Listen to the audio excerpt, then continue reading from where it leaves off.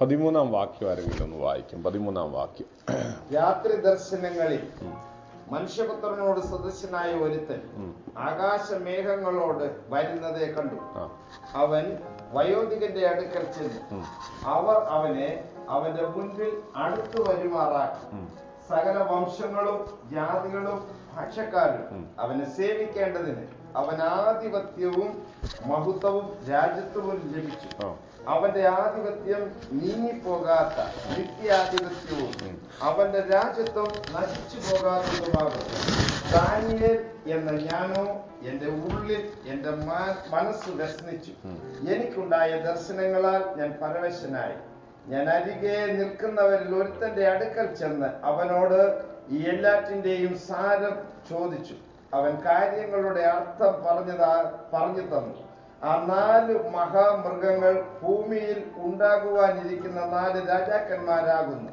എന്നാൽ അത്യുന്നതനായവന്റെ വിശുദ്ധന്മാർ രാജ്യത്വം പ്രാപിച്ച് എന്നേക്കും സദാകാലത്തേക്കും രാജ്യത്വം അനുഭവിക്കും. എന്നാൽ മറ്റേ സകല മൃഗങ്ങളിലും വെച്ച് വ്യത്യാസമുള്ളതും ഇരുമ്പ് പല്ലും താമ്ര നഖങ്ങളും ഉള്ളതായി അതിഭയങ്കരമായതും തിന്നുകയും തകർക്കുകയും ശേഷിച്ചതിനെ കാൽ കൊണ്ട് ചവിട്ടിക്കളയുകയും ചെയ്തതുമായ 4ാമത്തെ മൃഗത്തെക്കുറിച്ചും അതിന്റെ തലയിലുള്ള 10 കൊമ്പുകളെ കുറിച്ചും മുളച്ചു വന്നതും 3 കൊമ്പ് വീഴിച്ചതും കണ്ണു വൻപ് പറയുന്ന വായും ഉള്ളതും കൂട്ടുകൊമ്പുകളെക്കാൾ കാഴ്ചയ്ക്ക് വണ്ണമേറിയതുമായ മറ്റേ കൊമ്പിനെ കുറിച്ചുമുള്ള വിവരം അറിവാൻ ഞാൻ ഇച്ഛിച്ചു. വയോധികനായവൻ വന്ന് അത്യുന്നതനായവന്റെ വിശുദ്ധന്മാർക്ക് ന്യായാധിപത്യം നൽകുകയും വിശുദ്ധന്മാർ രാജ്യത്തെ കൈവശമാക്കുന്ന കാലം വരികയും ചെയ്യുവോളം ആ കൊമ്പ് വിശുദ്ധന്മാരോട് യുദ്ധം ചെയ്തു അവരെ ജയിക്കുന്നത് ഞാൻ കണ്ടു. അവൻ പറഞ്ഞതോ, 4ാമത്തെ മൃഗം ഭൂമിയിൽ 4ാമതായി ഉത്ഭവിക്കാനുള്ള രാജ്യം തന്നെ. അത് സകല രാജ്യങ്ങളിലും വെച്ച് വ്യത്യാസമുള്ളതായി സർവഭൂമിയെയും തിന്ന് ചവിട്ടി തകർത്ത് കളയും. ഈ രാജ്യത്തു നിന്നുള്ള 10 കൊമ്പുകളോ എഴുന്നേൽപ്പാനിരിക്കുന്ന 10 രാജാക്കന്മാരാകുന്നു. അവരുടെ ശേഷം മറ്റൊരുത്തൻ എഴുന്നേൽക്കും. അവൻ മുൻപിലത്തവരോട് വ്യത്യാസമുള്ളവനായി 3 രാജാക്കന്മാരെ വീഴ്ച കളയും. അവൻ അത്യുന്നതനായവന് വിരോധമായി വൻപ് പറയുകയും അത്യുന്നതനായവന്റെ വിശുദ്ധന്മാരെ ഒടുക്കിക്കളയുകയും സമയങ്ങളെയും നിയമങ്ങളെയും മാറ്റുവാൻ ശ്രമിക്കുകയും ചെയ്യും. കാലങ്ങളും കാലാംശവും അവർ അവന്റെ കയ്യിൽ ഏൽപ്പിക്കപ്പെട്ടിരിക്കും. എന്നാൽ ന്യായവിസ്താര സഭ ഇരുന്നു കൊണ്ട് അവന്റെ ആധിപത്യം എടുത്ത് കളഞ്ഞു അന്തം വരെ നശിപ്പിച്ചേ മുടിക്കും. പിന്നെ രാജ്യത്വം ആധിപത്യവും ആകാശത്തിന് കീഴെല്ലായിടവുമുള്ള രാജ്യങ്ങളുടെ മഹത്വവും അത്യുന്നതന്റെ വിശുദ്ധന്മാരായ ജനത്തിന് ലഭിക്കും. അവന്റെ രാജ്യത്വം നിത്യരാജ്യത്വമാകുന്നു. സകല ആധിപത്യങ്ങളും അവനെ സേവിച്ചനുസരിക്കും. ഇങ്ങനെയാകുന്നു കാര്യത്തിന്റെ സമാപ്തി. പ്രാർത്ഥിക്കാം. പരിശുദ്ധ പിതാവേ, ഈ രാവിലെയും അങ്ങ് ഞങ്ങളുടെ മധ്യത്തിൽ വന്നതിനായി പരിശുദ്ധാത്മാവേ, അങ്ങയുടെ വചനം സംസാരിക്കുവാൻ അടിന്റെ അധരത്തിനൊരു ശുദ്ധി തരണമേ. അങ്ങയുടെ വചനം പറയുവാൻ അടിന് യാതൊരു യോഗ്യതയുമുള്ളവനല്ല കർത്താവേ. സ്വർഗത്തിൽ എന്നേക്ക് സ്ഥിരമായിരിക്കുന്ന ദൈവവചനം, ദൂതന്മാരെ ഭരമേൽപ്പിക്കാത്ത ദൈവവചനം, ദൈവരെ നീ ഭരമേൽപ്പിച്ചതിനായി ഇന്ന് രാവിലെ സമയം ഈ വചനം വായിച്ചെങ്കിലും എന്റെ കുഞ്ഞുങ്ങൾക്ക് ആവശ്യമുള്ളത് അവിടുന്ന് തന്നെ വിളമ്പിക്കൊടുക്കണമേ. പരിശുദ്ധാത്മാവ് അക്രിയ ചെയ്യുമെന്നുള്ളതിനായി എല്ലാ നാമത്തിലും മേലായ നാമത്തിൽ എന്റെ കുഞ്ഞുങ്ങളെല്ലാം അടിയൻ അനുഗ്രഹിച്ച് പ്രാർത്ഥിക്കുന്നു. വചനം കേട്ടുകൊണ്ടിരുന്നവരുടെ മേൽ പരിശുദ്ധാത്മാവ് വന്ന് നിങ്ങൾ വായിക്കുന്നു. ഇന്ന് രാവിലെ അത് സംഭവിക്കണമേ. അടിയന്റെ വാക്കുകൾക്ക് ശക്തി തരണമേ. നിന്റെ വാക്കുകൾക്ക് കൃപ തരണമേ. നിന്റെ വാക്കുകൾക്ക് അഭിഷേകം തരണമേ. ദൈവിക നിയോഗമില്ലാതെ ഒരു ശുശ്രൂഷ ചെയ്യുവാൻ അങ്ങ് അനുവദിക്കല്ലേ കർത്താവേ.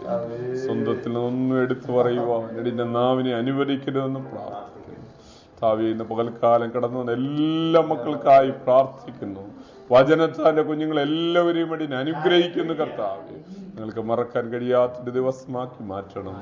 യേശുക്രിസ്തു മുഖാന്തരം എളിയവർ ഒന്നിച്ച് ചോദിക്കുന്നു, കൃപ നീ കേൾക്കണമേ.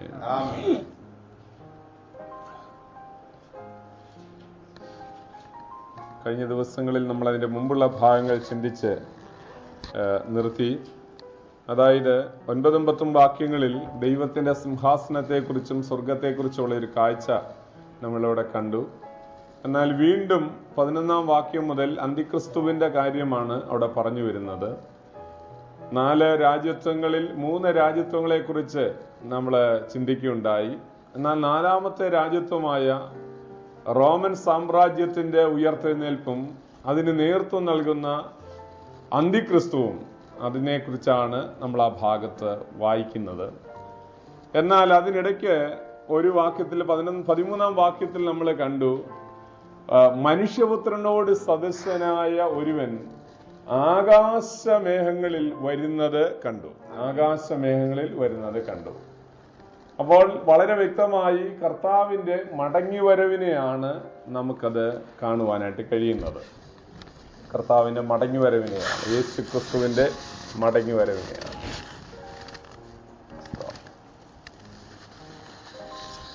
മനുഷ്യപുത്രൻ എന്നുള്ള പ്രയോഗം നമ്മൾ ബൈബിളിൽ പഴയ നിയമത്തിൽ കാണുന്ന ഒരു ഭാഗമാണ്. നമ്മൾ ഈ ഭാഗം ദൈവവചനത്തിൽ യേശു ക്രിസ്തുവിനെ 4 വിധത്തിൽ പുത്രന്മാരായി ചിത്രീകരിച്ചിരിക്കുന്നു.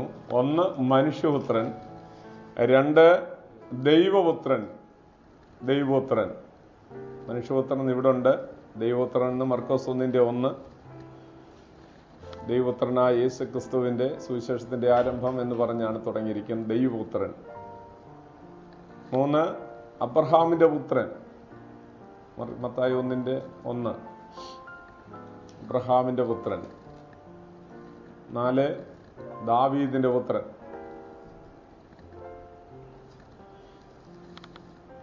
ഇപ്രകാരം ഇവിടെ എന്തുകൊണ്ട് മനുഷ്യപുത്രൻ എന്ന് പറഞ്ഞിരിക്കുന്നു? യേശുക്രിസ്തു ലോകത്തിലേക്ക് വരുന്നതിന് BC 606 ഏകദേശം 600 പരം വർഷങ്ങൾക്ക് മുൻപേ ദൈവം പറയുകയാണ്, മനുഷ്യപുത്രനോട് സദൃശനായ ഒരുവൻ ആകാശമേഘങ്ങളെ വാഹനമാക്കി വരുന്നത് ദാനിയേൽ കാണുകയാണ്. സ്തോത്രം.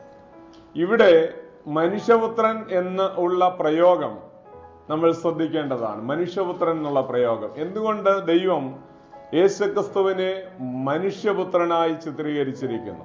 നമുക്കറിയാം, പഴയ നിയമത്തിൽ ഹെസ്കേൽ പ്രവചനത്തിൽ ദൈവത്തിന്റെ സിംഹാസനത്തിന്റെ വഹിച്ചുകൊണ്ട് നിൽക്കുന്ന കെരൂബുകളുടെ മുഖത്തെക്കുറിച്ച് അല്ലെങ്കിൽ അവരെ കുറിച്ചുള്ള ചിത്രീകരണത്തിൽ 4 വിധത്തിലാണ് ചിത്രീകരിച്ചിരിക്കുന്നത്. സിംഹമുഖം, കാളമുഖം, മാനുഷ്യമുഖം, കഴുകുമുഖം. ഇങ്ങനെ കഴുകന്റേതായിട്ടുള്ള ചിത്രീകരണം. ഇങ്ങനെ 4 വിധത്തിൽ ദൈവത്തിന്റെ സിംഹാസനത്തെ നമുക്ക് കാണുവാൻ കഴിയുന്നു. പുതിയ നിയമത്തിൽ സുവിശേഷം 4 വിധത്തിലാണ് നമുക്ക് നൽകപ്പെട്ടിരിക്കുന്നത്. നിങ്ങൾക്ക് എല്ലാവർക്കും അറിയാവുന്നതുപോലെ തന്നെ മത്തായിയുടെ സുവിശേഷത്തിൽ രാജാവായ യേശു ക്രിസ്തുവിനെയാണ് പരിചയപ്പെടുത്തുന്നത്. അത് സിംഹത്തെ കുറിക്കുന്നു. 2 മർക്കോസ് ഒരു ദാസനായ യേശു ക്രിസ്തുവിനെയാണ് ചിത്രീകരിക്കുന്നത്. അതുകൊണ്ട് അതിനെ കാളമുഖമായിട്ട് നമുക്ക് കാണുവാൻ കഴിയും.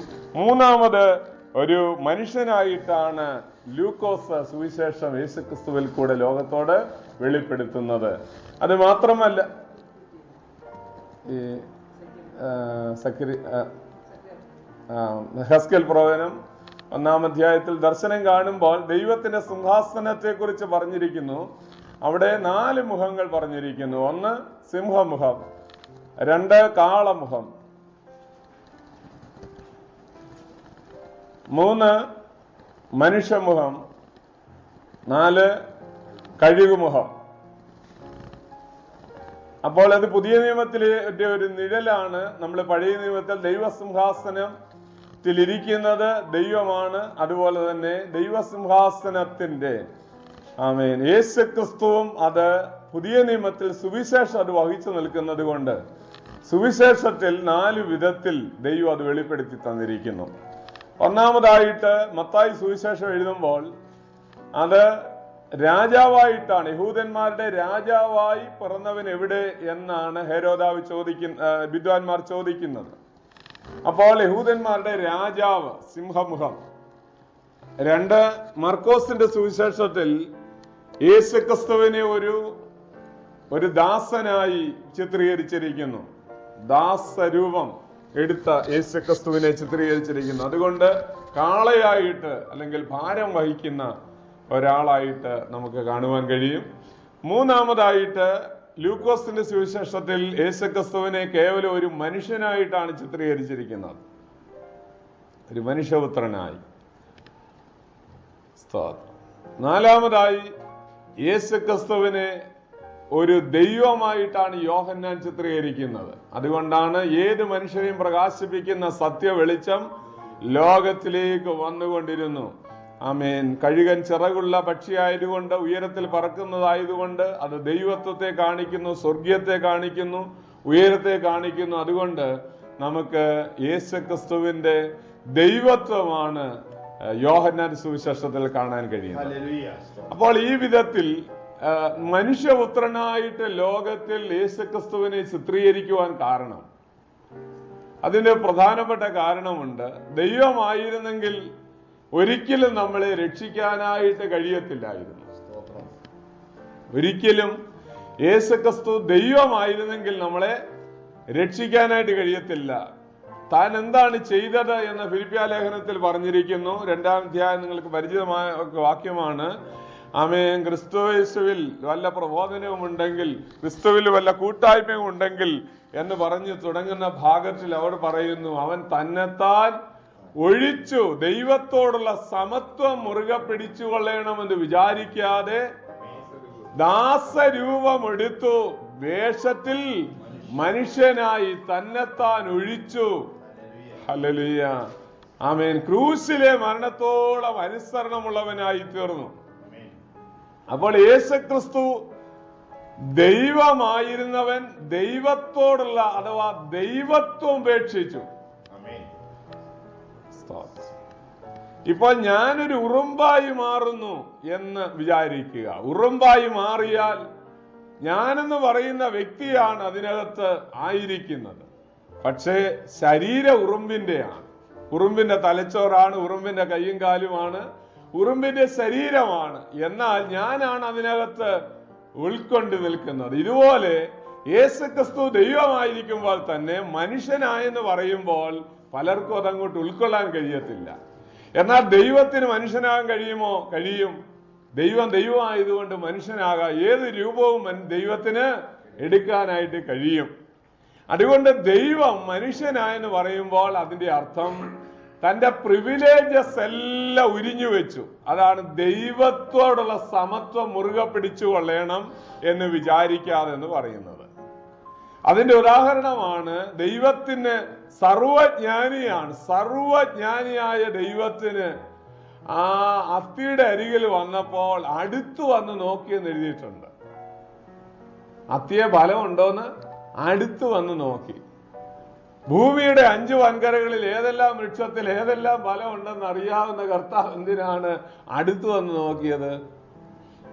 സ്തോത്രം. മനുഷ്യനായതുകൊണ്ടാണ്, പൂർണ്ണ മനുഷ്യനായതുകൊണ്ടാണ്. കർത്താവ് പടകിൽ കിടന്നുകൊണ്ട് തലേണ വെച്ച് കിടന്ന് ഉറങ്ങിയെന്ന് എഴുതിയിരിക്കുന്നു. നമ്മൾ 121-ാം സങ്കീർത്തനത്തിൽ വായിക്കുന്നു, ഇസ്രായേലിന്റെ പരിപാലകൻ മയങ്ങുന്നില്ല, ഉറങ്ങുന്നില്ലെന്നാണ്. എന്നാൽ ഉറങ്ങി. സ്തോത്രം. ദൈവം അനുഭവിക്കുന്നില്ലെന്നാണ്, ദൈവം കരയുന്നില്ലെന്നാണ് പുസ്തകം പറയുന്നത്. എന്നാൽ ലാസറിന്റെ കല്ലറയ്ക്കൽ അവിടെ വന്നു നിന്നുകൊണ്ട് കരഞ്ഞു. അവന്റെ മനുഷ്യത്വമാണ്. എന്നാൽ അടുത്ത നിമിഷത്തിൽ അവന്റെ ദൈവത്വം ഉണർന്ന് ലാസറേ പുറത്തു വരിക എന്ന് വിളിക്കുന്നു. തലയണ വെച്ച് ഉറങ്ങിയ കർത്താവ് മനുഷ്യനായിട്ട് ഉറങ്ങുമ്പോൾ അടുത്ത നിമിഷത്തിൽ കാറ്റേ അടങ്ങ, കടലേ ശാന്തമാക എന്ന് പറയുന്ന അവന്റെ ദൈവത്വം ഉണരുന്നു.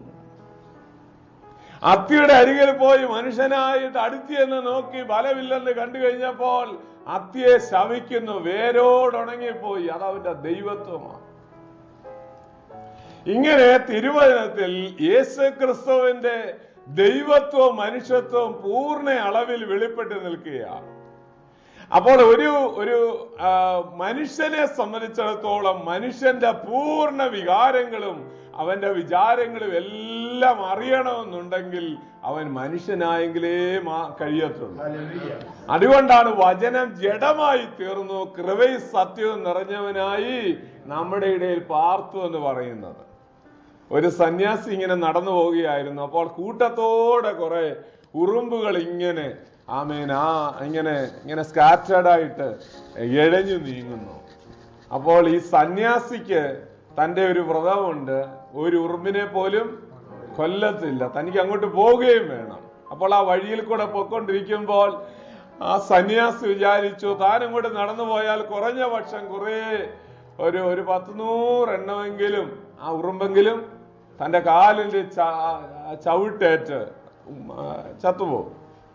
അദ്ദേഹം അവിടെ നിന്നുകൊണ്ട് ചിന്തിക്കാൻ തുടങ്ങി, എന്താണ് ഒരു മാർഗം? ഈ ഉറുമ്പിനോട് മാറിപ്പോ, ഞാനൊന്ന് അവിടെ നിന്ന് ഞാനൊന്ന് പോയിട്ട് നിങ്ങളൊന്ന് പോയാൽ മതിയെന്ന് പറഞ്ഞാൽ കൊള്ളാവുന്നുണ്ട്. പക്ഷെ പറയാൻ കഴിയുന്നില്ല, മനസ്സിലാകണ്ടായി. അതുകൊണ്ട് എന്തോ ചെയ്തു? അദ്ദേഹം വിചാരിച്ചു, അദ്ദേഹത്തിന് ഒരു കാര്യം മനസ്സിലായി, ഞാനൊരു ഉറുമ്പായി മാറിയാൽ ഈ ഉറുമ്പിന്റെ ഭാഷയിൽ ഇതിനോട് ഇതാത് കർത്താവും ചെയ്തത്. ഉറുമ്പായി മാറിയാൽ ഉറുമ്പിനോട് സംസാരിക്കാം. ഇതുപോലെ ദൈവമായിരിക്കുമ്പോൾ നിങ്ങൾക്കറിയാം, സീനായുടെ നെറുകയിൽ ദൈവം ഇറങ്ങി വന്ന് ചില കാര്യങ്ങൾ പറഞ്ഞപ്പോൾ ഒരു മൃഗമെങ്കിലും പർവ്വതം തൊട്ടാൽ അതിനെ കല്ലെറിഞ്ഞ് കൊല്ലണമെന്ന് ദൈവം പറഞ്ഞു. അതുകൊണ്ട് താഴ്വരയിൽ നിന്ന ജനമെല്ലാം ഭയന്ന് വിറച്ച് മേഘതമസ്, കൂരിരുട്ട്, കാഹളനാദം, വാക്കുകളുടെ ശബ്ദം ഇവയെല്ലാം കേട്ടപ്പോൾ അവരെല്ലാവരും ഒരുപോലെ ഒരു കാര്യം പറഞ്ഞു, ഇനിയും തങ്ങളോട് ഒരു വാക്ക് പോലും തങ്ങളോട് പറയരുതേ എന്ന് വിളിച്ചു. തിരുവചനത്തിൽ പറയുന്നു, ആ കാഴ്ച അത്ര ഭയങ്കരമായിരുന്നു. ഇബ്രായലേഖനം 12:18 മുതലുള്ള വാക്യങ്ങളാണ് ഞാൻ പറഞ്ഞത്. സ്ഥൂലമായതും തീ കത്തുന്നതുമായ ഹല്ലേലൂയ പർവ്വതത്തിന്റെ അടുക്കൽ അല്ല നിങ്ങൾ വന്നിരിക്കുന്നത്. മേഘതമസ്, കാഹളനാദം, കൂരിരുട്ട്, വാക്കയുടെ ശബ്ദം എന്നിവയുടെ അടുക്കൽ അല്ല നിങ്ങൾ വന്നിരിക്കുന്നത്. പിന്നെയോ സിയോൻ പർവ്വതത്തിനും ഹല്ലേലൂയ സ്വർഗത്തിൽ പേരെഴുതിയിരിക്കുന്ന ആദിജാതന്മാരുടെ സർവ്വസഭയ്ക്കും ഹല്ലേലൂയ സിദ്ധന്മാരുടെ ആത്മാക്കൾക്കും ഹാബേലിന്റെ രക്തത്തെക്കാൾ ഗുണകരമായി സംസാരിക്കുന്ന പുണ്യാക രക്തത്തിന്റെ അടുക്കലേക്ക് അത്രേ നിങ്ങൾ വന്നിരിക്കുന്നത്. 8 കാര്യങ്ങൾ അവിടെ പറഞ്ഞിട്ടുണ്ട്. അപ്പോൾ ദൈവമക്കളെ ശ്രദ്ധിക്കുക, ഹല്ലേലൂയ മനുഷ്യപുത്രനായി ദൈവം മാറുകയായിരുന്നു, മനുഷ്യനായി മാറി. എബ്രായലേഖനം 2-ാം അധ്യായം ഒന്നെടുത്തെങ്കിൽ അതിന്റെ 9 മുതലുള്ള വാക്യങ്ങളൊന്ന് വായിച്ചു തരാമോ? ആമേൻ. യേശുക്രിസ്തു ദൂതന്മാരിൽ എല്ലാവർക്കും വേണ്ടി മരണം ആസ്വദിപ്പാൻ ദൂതന്മാരിലും അല്പം താഴ്ച വന്നവനായ യേശു മരണം അനുഭവിച്ചത് കൊണ്ട് അവനെ മഹത്വവും ബഹുമാനവും അണിഞ്ഞവനായി നാം കാണുന്നു. സകലത്തിനും ലാക്കും സകലത്തിനും കാരണഭൂതനുമായവൻ അനേകം പുത്രന്മാരെ തേജസ്സിലേക്ക് നടത്തുമ്പോൾ അവരുടെ രക്ഷാനായകനെ കഷ്ടാനുഭവങ്ങളാൽ തികഞ്ഞവനാക്കുന്നത് യുക്തം ആയിരുന്നു. വിശുദ്ധീകരിക്കുന്നവനും വിശുദ്ധീകരിക്കപ്പെടുന്നവർക്കും എല്ലാം ഒരുവനല്ലോ പിതാവ്. അത് ഹേതുവായി അവൻ അവരെ സഹോദരന്മാരെന്ന് വിളിപ്പാൻ ലജ്ജിക്കാതെ ഞാൻ നിന്റെ നാമത്തെ എന്റെ സഹോദരന്മാരോട് കീർത്തിക്കും. സഭാമധ്യേ ഞാൻ നിന്നെ സ്തുതിക്കും. ദൈവത്തിന് നന്ദിയോടെ സ്തോത്രം. ഹല്ലേലൂയ. മക്കൾ ജഡരക്തങ്ങളോട് കൂടിയവർ ആകൊണ്ട് അവനും അവരെ പോലെ ജഡരക്തങ്ങളോട് കൂടിയവനാകണം. മനസ്സിലായോ? സ്തോത്രം. യേശുക്രിസ്തു എന്തിനാണ് മനുഷ്യാവതാരം എടുത്തതെന്നാണ് ഇവിടെ പറഞ്ഞിരിക്കുന്നത്. വിശുദ്ധീകരിക്കപ്പെടുന്നവർക്കും വിശുദ്ധീകരിക്കുന്നവന് ഒരുവനല്ലോ പിതാവ്. അവിടെ വിശുദ്ധീകരിക്കപ്പെടുന്നത് നമ്മളാണ്. വിശുദ്ധീകരിക്കുന്നവൻ ആരാണ്? ദൈവമാണ്. ഇവർക്ക് 2 കൂട്ടർക്ക് ഒരുവനാകണം പിതാവ്. സ്തോത്രം. നമുക്കും പിതാവ് ദൈവമാകണം, യേശുക്രിസ്തുവിന്റെയും പിതാവ് ദൈവമാകണം. അതുകൊണ്ടാണ് നമുക്ക് വേണ്ടി അവൻ താഴ്ച വന്നവനും ദൂതന്മാരിലും അല്പം താഴ്ച വന്നവൻ എന്ന് പറഞ്ഞിരിക്കുന്നത്. കൺഫ്യൂസ്ഡ് ആകരുത്. ദൂതന്മാരെക്കാൾ കർത്താവ് കുറഞ്ഞവനാണെന്നല്ല പറയുന്നത്. പിന്നെയോ അവർക്ക് സ്പിരിറ്റ് ബോഡി മാത്രമേ ഉള്ളൂ. ആമേൻ. നമുക്ക് ഹല്ലേലൂയ ഈ ആമേൻ ഫിസിക്കൽ ബോഡി ഉണ്ട്. അതുപോലെ ഒരു ഫിസിക്കൽ ബോഡി യേശുക്രിസ്തു എടുക്കാൻ കാരണം എന്താണെന്നാണ് ദൈവദാസനോട് പറഞ്ഞു വരുന്നത്. നമ്മളെല്ലാവരും പിതാവിന് മക്കളായി മാറണമെന്നുണ്ടെങ്കിൽ വിശുദ്ധീകരിക്കുന്നവനും വിശുദ്ധീകരിക്കപ്പെടുന്നവർക്ക് ഒരുവൻ പിതാവാകണം. ദൈവത്തിന് നന്ദിയോടെ സ്തോത്രം. അതുകൊണ്ട് അവൻ അവരെ സഹോദരന്മാരെന്ന് വിളിക്കാൻ ലജ്ജിക്കുന്നില്ല. ഹല്ലേലൂയ. ദൈവത്തിന്റെ മക്കളെ, അതുകൊണ്ട് ഹല്ലേലൂയ, ഇവിടെ നമ്മൾ വായിക്കുന്നത് മനസ്സിലാക്കേണ്ടത് മനുഷ്യപുത്രനായി മാറാൻ കാരണം, യേശുക്രിസ്തു മനുഷ്യപുത്രനാകാൻ കാരണം, ഹല്ലേലൂയ, നമ്മളെല്ലാവരും പിതാവിന് മക്കളായി മാറണം. ഇച്ചിരി ആഴമായിട്ട് പഠിക്കണമെന്നില്ല, ഒത്തിരി അതിനകത്ത് വിഷയങ്ങളുണ്ട്.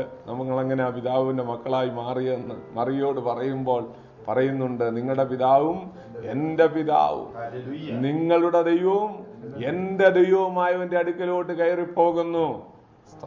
ഉയർത്തെഴുന്നേറ്റ കർത്താവ് പറയുകയാണ്. അതിനു മുമ്പെങ്ങും പഴയ നിയമത്തിലെങ്ങും ആരും കയറി പിതാവേന്ന് ദൈവത്തെ വിളിച്ചില്ല. പിതാവേന്ന് വിളിച്ചില്ല, ആരും വിളിച്ചില്ല. സ്തോത്രം. അങ്ങനെ വിളിക്കാൻ ഒക്കത്തില്ല. അബ്രഹാം ദൈവത്തിന്റെ ഏറ്റവും അടുത്ത സ്നേഹിതനാണെങ്കിലും വിളിക്കാൻ കഴിയത്തില്ല. ദാവീദ് ദൈവത്തിന്റെ ഹൃദയപ്രകാരമുള്ളവനാണെങ്കിലും വിളിക്കാനൊക്കത്തില്ല. ദാനിയേൽ ദൈവത്തിന്റെ ഏറ്റവും പ്രിയ പുരുഷനാണെങ്കിലും വിളിക്കാനൊക്കത്തില്ല. ഹല്ലേലൂയ. ജോസഫ് ദൈവത്തിന് ഫലപ്രദമായ വൃക്ഷമാണെങ്കിലും അവനും ദൈവത്തെ പിതാവെന്ന് വിളിക്കാനൊക്കത്തില്ല. നമുക്ക് വിളിക്കാൻ കഴിയും. അവിടെ ദൈവമക്കൾക്ക് അസ്ഥിക്കകത്തൂടെ ഹല്ലേലൂയ ഒരു സ്തോത്രം കയറി വരേണ്ടത്. നമുക്ക് പിതാവ് അവനായി മാറുകയാണ്. അപ്പോൾ ദൈവമായിരുന്നാൽ മനുഷ്യരെ രക്ഷിക്കാനൊക്കത്തില്ല. അതുകൊണ്ട് മനുഷ്യപുത്രനായി മാറി. അവിടെ വീണ്ടും നമ്മൾ പഠിക്കുമ്പോൾ ഞാൻ പറഞ്ഞല്ലോ, അബ്രഹാമിന്റെ പുത്രൻ എന്നുള്ള ഒരു പ്രയോഗമുണ്ട്. എന്തുകൊണ്ട് അബ്രഹാമിന്റെ പുത്രൻ എന്ന് യേശുക്രിസ്തുവിനെ വിളിക്കുന്നു? ഒറ്റ വാക്യം മാത്രം പറഞ്ഞുകൊണ്ട് ഞാൻ ആ ഭാഗം വിടാം. ഗലാത്യ ലേഖനം 2-ാം അധ്യായത്തിൽ അതിന്റെ 9-ാം വാക്യം നോക്കിക്കേ. 16-ാം വാക്യം വായിക്കാം. 16-ാം വാക്യം. സ്തോത്രം. യേശുക്രിസ്തുവിലുള്ള വിശ്വാസത്താലല്ലാതെ ന്യായപ്രമാണത്തിന്റെ പ്രവൃത്തികളാൽ മനുഷ്യർ 2:3 വായിച്ചു. 3-ാം അധ്യായം 16-ാം വാക്യം. അബ്രഹാമിനും അവന്റെ സന്തതിക്കും വാഗ്ദത്തങ്ങൾ ലഭിച്ചു. സന്തതികൾക്കും എന്ന് അനേകരെ കുറിച്ചല്ല, നിന്റെ സന്തതിക്കും എന്ന് ഏകനെ കുറിച്ചത്രേ പറഞ്ഞിരിക്കുന്നത്. അത് ക്രിസ്തു തന്നെ. ശ്രദ്ധിച്ചോ? സ്തോത്രം. അബ്രഹാമിനോട് ദൈവം വാഗ്ദത്തം പറഞ്ഞപ്പോൾ പറഞ്ഞു, നിങ്ങൾ ഉൽപ്പത്തി പുസ്തകം 12-ാം അധ്യായം എടുത്ത് നോക്കണം. അവിടെ പറഞ്ഞിട്ടുണ്ട്, നിന്റെ സന്തതി. ഹല്ലേലൂയ. നിന്റെ സന്തതി. 15-ാം അധ്യായത്തിലും ദൈവം സന്തതിയെ കൊടുക്കുന്ന കാര്യം പറയുമ്പോൾ നിന്റെ സന്തതി എന്നാ പറഞ്ഞിരിക്കുന്ന, സന്തതികളെന്നല്ല. ന്യായപ്രമാണത്തിന്റെ വള്ളിയും പുള്ളിയും പോലും വ്യത്യാസപ്പെടാതെ പഠിച്ച ദൈവദാസനായ പൗലോസ് പറയുകയാണ്, അവിടെ സന്തതികളെന്നല്ല സന്തതി എന്ന് പറഞ്ഞിരിക്കുന്നു. കാരണം ഹല്ലേലൂയ, ആമേൻ, സന്തതി എന്ന് പറഞ്ഞാൽ അനേകരെ കുറിച്ചല്ല, പിന്നെയോ നിന്റെ സന്തതി എന്ന ഏകനെ കുറിച്ച് പറഞ്ഞു. ആ സന്തതി ആരാണെന്ന് പൗലോസ് പറയുന്നു, ക്രിസ്തുവാണ്. ക്രിസ്തു തന്നെ. അപ്പോൾ അബ്രഹാമിന്റെ സന്തതി എന്ന് പറഞ്ഞാൽ യേശുക്രിസ്തുവാണ് എന്ന് വളരെ വ്യക്തമാണ്. ദാവീദിന്റെ സന്തതി എന്ന് പറയാൻ കാരണം, ദാവീദ് ഗ്രഹത്തിന്റെ താക്കോൽ അവന്റെ കയ്യിലാണ്. ദാവീദിന്റെ സന്തതിയായി ജനിച്ച് മരിച്ച് ഉയർത്തെഴുന്നേറ്റിരിക്കുന്ന യേശുക്രിസ്തു അവൻ ദാവീദിന്റെ മകനാണ്. സ്തോത്രം. അപ്പോൾ ഹല്ലേലൂയ. ആകാശമേഘങ്ങളെ വാഹനമാക്കി ഒരു മനുഷ്യപുത്രനോട് സദസ്യനായവൻ വരുന്നു എന്ന് പറഞ്ഞിരിക്കുന്നു. ഇനി ആകാശമേഘങ്ങൾ എന്നുള്ള വിഷയം കൂടെ പറഞ്ഞ് ഞാൻ മുമ്പോട്ട് പോകാം. 2 പ്രത്യക്ഷതയാണ് യേശുക്രിസ്തുവിന്റെ മടങ്ങി വരവിനുള്ളതെന്ന് നിങ്ങൾ ഇവിടെ ഇരിക്കുന്ന എല്ലാവർക്കും അറിയാം. ഒന്ന് മേഘപ്രത്യക്ഷത. മേഘത്തിൽ കർത്താവ് വരും. 1 തെസ്സലോനിക്കർക്ക് എഴുതിയ ലേഖനം 4-ാം അധ്യായം 16 മുതലുള്ള വാക്യങ്ങൾ. കർത്താവ് താൻ ഗംഭീര നാദത്തോടും പ്രധാന ദൂതന്റെ ശബ്ദത്തോടും ദൈവത്തിന്റെ കാഹളത്തോടും കൂടെ സ്വർഗത്തിൽ ഇറങ്ങി വരും. ക്രിസ്തുവിൽ മരിച്ചവർ മുമ്പ് ഉയർത്തെഴുന്നേൽക്കും. പിന്നെ ജീവനോടെ ശേഷിക്കുന്ന നാം അവന് എതിരേൽപ്പാൻ മേഘങ്ങളിൽ എടുക്കപ്പെടും. ഇങ്ങനെ നാം എല്ലാവരും കർത്താവിനോടുകൂടെ ആയിരിക്കും. ഈ വചനങ്ങളെ കൊണ്ട് അന്യോന്യം ആശ്വസിപ്പിച്ചു കൊള്ളുവീൻ. 16-18 വരെയുള്ള വാക്യങ്ങൾ അങ്ങനെയാണ് പറയുന്നത്. രണ്ടാമത് യേശുക്രിസ്തുവിന്റെ മഹത്വ പ്രത്യക്ഷത, യേശുക്രിസ്തുവിന്റെ മേഘപ്രത്യക്ഷത, യേശുക്രിസ്തുവിന്റെ മഹത്വ പ്രത്യക്ഷത. യേശുക്രിസ്തുവിന്റെ മഹത്വ പ്രത്യക്ഷതയുടെ പ്രത്യേകത എന്താണ്? അഗ്നിജ്വാലയെ പ്രത്യക്ഷമാകും. 1 തെസ്സലോനിക്കർക്ക് എഴുതിയ 2 തെസ്സലോനി 1 അധ്യായത്തിന്റെ 5 വാക്യം ഒന്ന് വായിച്ച്. തെസ്സലോനിക്കർക്ക് എഴുതിയ 2 ലേഖനം 1 അധ്യായത്തിന്റെ 5 വാക്യം. അത് നിങ്ങൾ കഷ്ടപ്പെടുവാൻ ഏതുവായിരിക്കുന്ന ദൈവരാജ്യത്തിന് നിങ്ങളുടെ അഗ്നിജ്വാലയെ പ്രത്യക്ഷമായ എന്നൊരു വാക്യോടുണ്ട്. കർത്താവായ യേശു എത്രാം വാക്യം? 6 വാക്യം. ഹല്ലേലൂയ, സ്തോത്രം. അഗ്നിജ്വാലയിൽ പ്രത്യക്ഷനായി എന്നവിടെ ഒരു പ്രയോഗമുണ്ട്. അപ്പോൾ അഗ്നിജ്വാലയിലുള്ള ഒരു പ്രത്യക്ഷത യേശുക്രിസ്തുവിന്റെ രണ്ടാമത്തെ മടങ്ങിവരവിനുണ്ട്. ഒന്നാമത്തെ മടങ്ങിവരവിനെ കുറിച്ച് അഥവാ മേഘപ്രത്യക്ഷതയെ കുറിച്ച് തിരുവചനത്തിൽ, പ്രത്യേകിച്ച് പഴയ നിയമത്തിലെങ്ങും വലിയ കൂടുതൽ കാര്യങ്ങൾ പറഞ്ഞിട്ടില്ല. യേശുക്രിസ്തു തന്നെ തന്റെ ഒലിവുമല സംഭാഷണത്തിലും മേഘപ്രത്യക്ഷതയെ കുറിച്ച് അഥവാ ഒന്നാം വരവിനെ കുറിച്ച്, രഹസ്യ വരവിനെ കുറിച്ച് അന്ന് അധികം ഒന്നും പറഞ്ഞില്ല. എന്തുകൊണ്ട് പറഞ്ഞില്ല? അന്ന് സഭയിൽ പറയുന്ന കാര്യം മറഞ്ഞു കിടന്ന ഒരു മർമ്മമായിരുന്നു. ദൈവത്തിന്റെ ഹൃദയത്തിൽ മറഞ്ഞു കിടന്ന ഒരു മർമ്മമായിരുന്നു സഭ. അപ്പോൾ സഭയ്ക്ക് വേണ്ടിയുള്ള വരവാണ് രഹസ്യ പ്രത്യക്ഷത. ആ രഹസ്യ പ്രത്യക്ഷതയെ കുറിച്ച് അധികമൊന്നും കർത്താവ് പറഞ്ഞില്ല. ഒലിവുമല സംഭാഷണത്തിൽ കർത്താവ് പറഞ്ഞതെല്ലാം രണ്ടാമത്തെ വരവെന്ന് പറഞ്ഞാൽ മഹത്വ പ്രത്യക്ഷതയെ കുറിച്ചാണ് പറഞ്ഞത്. അതുകൊണ്ട് ഇത് രണ്ടും കൂടെ കൺഫ്യൂസ്ഡ് ആകരുത്. ദൈവമക്കളുടെ ഹൃദയത്തിൽ അത് വളരെ വ്യക്തമായി ഒരു ചിത്രമുണ്ടായിരിക്കണം. വെളിപ്പാട് പുസ്തകം നമ്മൾ ദൈവം അനുവദിച്ചാൽ പഠിക്കാൻ കഴിഞ്ഞാൽ അവിടെ 4-ാം അധ്യായം മുതൽ 19-ാം അധ്യായം വരെ യേശുക്രിസ്തുവിന്റെ സഭയെ അതിനകത്ത് എങ്ങും കാണുന്നില്ല. 4-ാം അധ്യായത്തിൽ 4-ാം അധ്യായം മുതൽ 19-ാം അധ്യായം വരെ സഭയെന്നൊരു വാക്കുപോലും കാണുന്നില്ല. 19-ാം അധ്യായത്തിലാണ് പിന്നെ സഭയെ കാണുന്ന. 4-ാം അധ്യായത്തിൽ ഇതാ സ്വർഗത്തിലൊരു വാതിൽ തുറന്നു വെച്ചിരിക്കുന്നതും ഇവിടെ കയറി വരിക എന്ന് എന്നോട് സംസാരിക്കുന്ന ശബ്ദവും ഞാൻ കേട്ടു എന്നാണ് യോഹന്നാൻ പറയുന്നത്. അവിടെ നിന്ന് സ്വർഗത്തിലോട്ട് പോയി കഴിഞ്ഞപ്പോൾ പിന്നെ സഭയെ നമ്മൾ എങ്ങും കാണുന്നില്ല. പിന്നെ ഭൂമി നടക്കുന്ന കാര്യങ്ങളാണ് അവിടെ പ്രതിപാദിച്ചിരിക്കുന്നത്. 19-ാം അധ്യായത്തിലാണ് പിന്നെ സഭയെ കാണുന്നത്. കുഞ്ഞാടിന്റെ കല്യാണം വന്നുവല്ലോ, കാന്തയും തന്നെത്താൻ ഒരുക്കിയിരിക്കുന്നു. അവൾക്ക് ശുഭവും ശുഭ്രവുമായി വിശേഷ വസ്ത്രം ധരിപ്പാൻ വരം ലഭിച്ചിരിക്കുന്നു.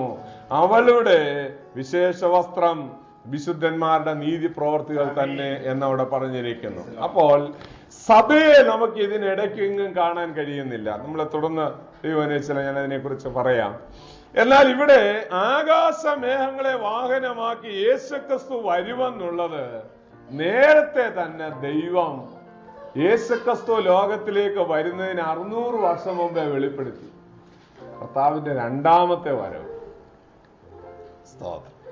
നമുക്ക് വളരെ സന്തോഷം തരേണ്ട ഒരു കാര്യം, യേശുക്രിസ്തുവിന്റെ സ്വർഗാരോഹണത്തിനും യേശുക്രിസ്തുവിന്റെ ഭൂമിയിലെ ജനനത്തിനും 2 ആമുഖങ്ങൾ ഉണ്ടായിരുന്നു. യേശുക്രിസ്തു ഭൂമിയിലേക്ക് വന്നപ്പോഴും എല്ലാവരും അറിഞ്ഞില്ല. യേശുക്രിസ്തു ആദ്യം ഭൂമിയിലോട്ട് വരുന്നു ആമേൻ എന്നുള്ള കാര്യം ഗബ്രിയേൽ വന്ന് മറിയോട് പറഞ്ഞു. അത്യുന്നതന്റെ ശക്തി നിന്റെ മേൽ നിഴലിടും, ഉത്ഭവിക്കുന്ന പ്രജ വിശുദ്ധ പ്രജയായിരിക്കും എന്ന് പറഞ്ഞു. അവളുടെ ഉദരത്തിൽ വന്ന് ജനിച്ച യേശുവിനെ ലോകത്തിലുള്ള ഒരു മനുഷ്യനും അറിഞ്ഞില്ല. അവള് മാത്രം അറിഞ്ഞു.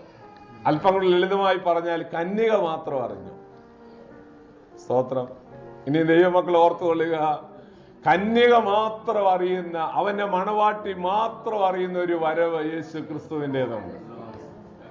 2, അവരിൽ പ്രസവിച്ചു കഴിഞ്ഞപ്പോൾ ലോകത്തിലുള്ള ആളുകൾ എല്ലാവരും കണ്ടു. അതുകൊണ്ട് അവൻ പരസ്യമായി.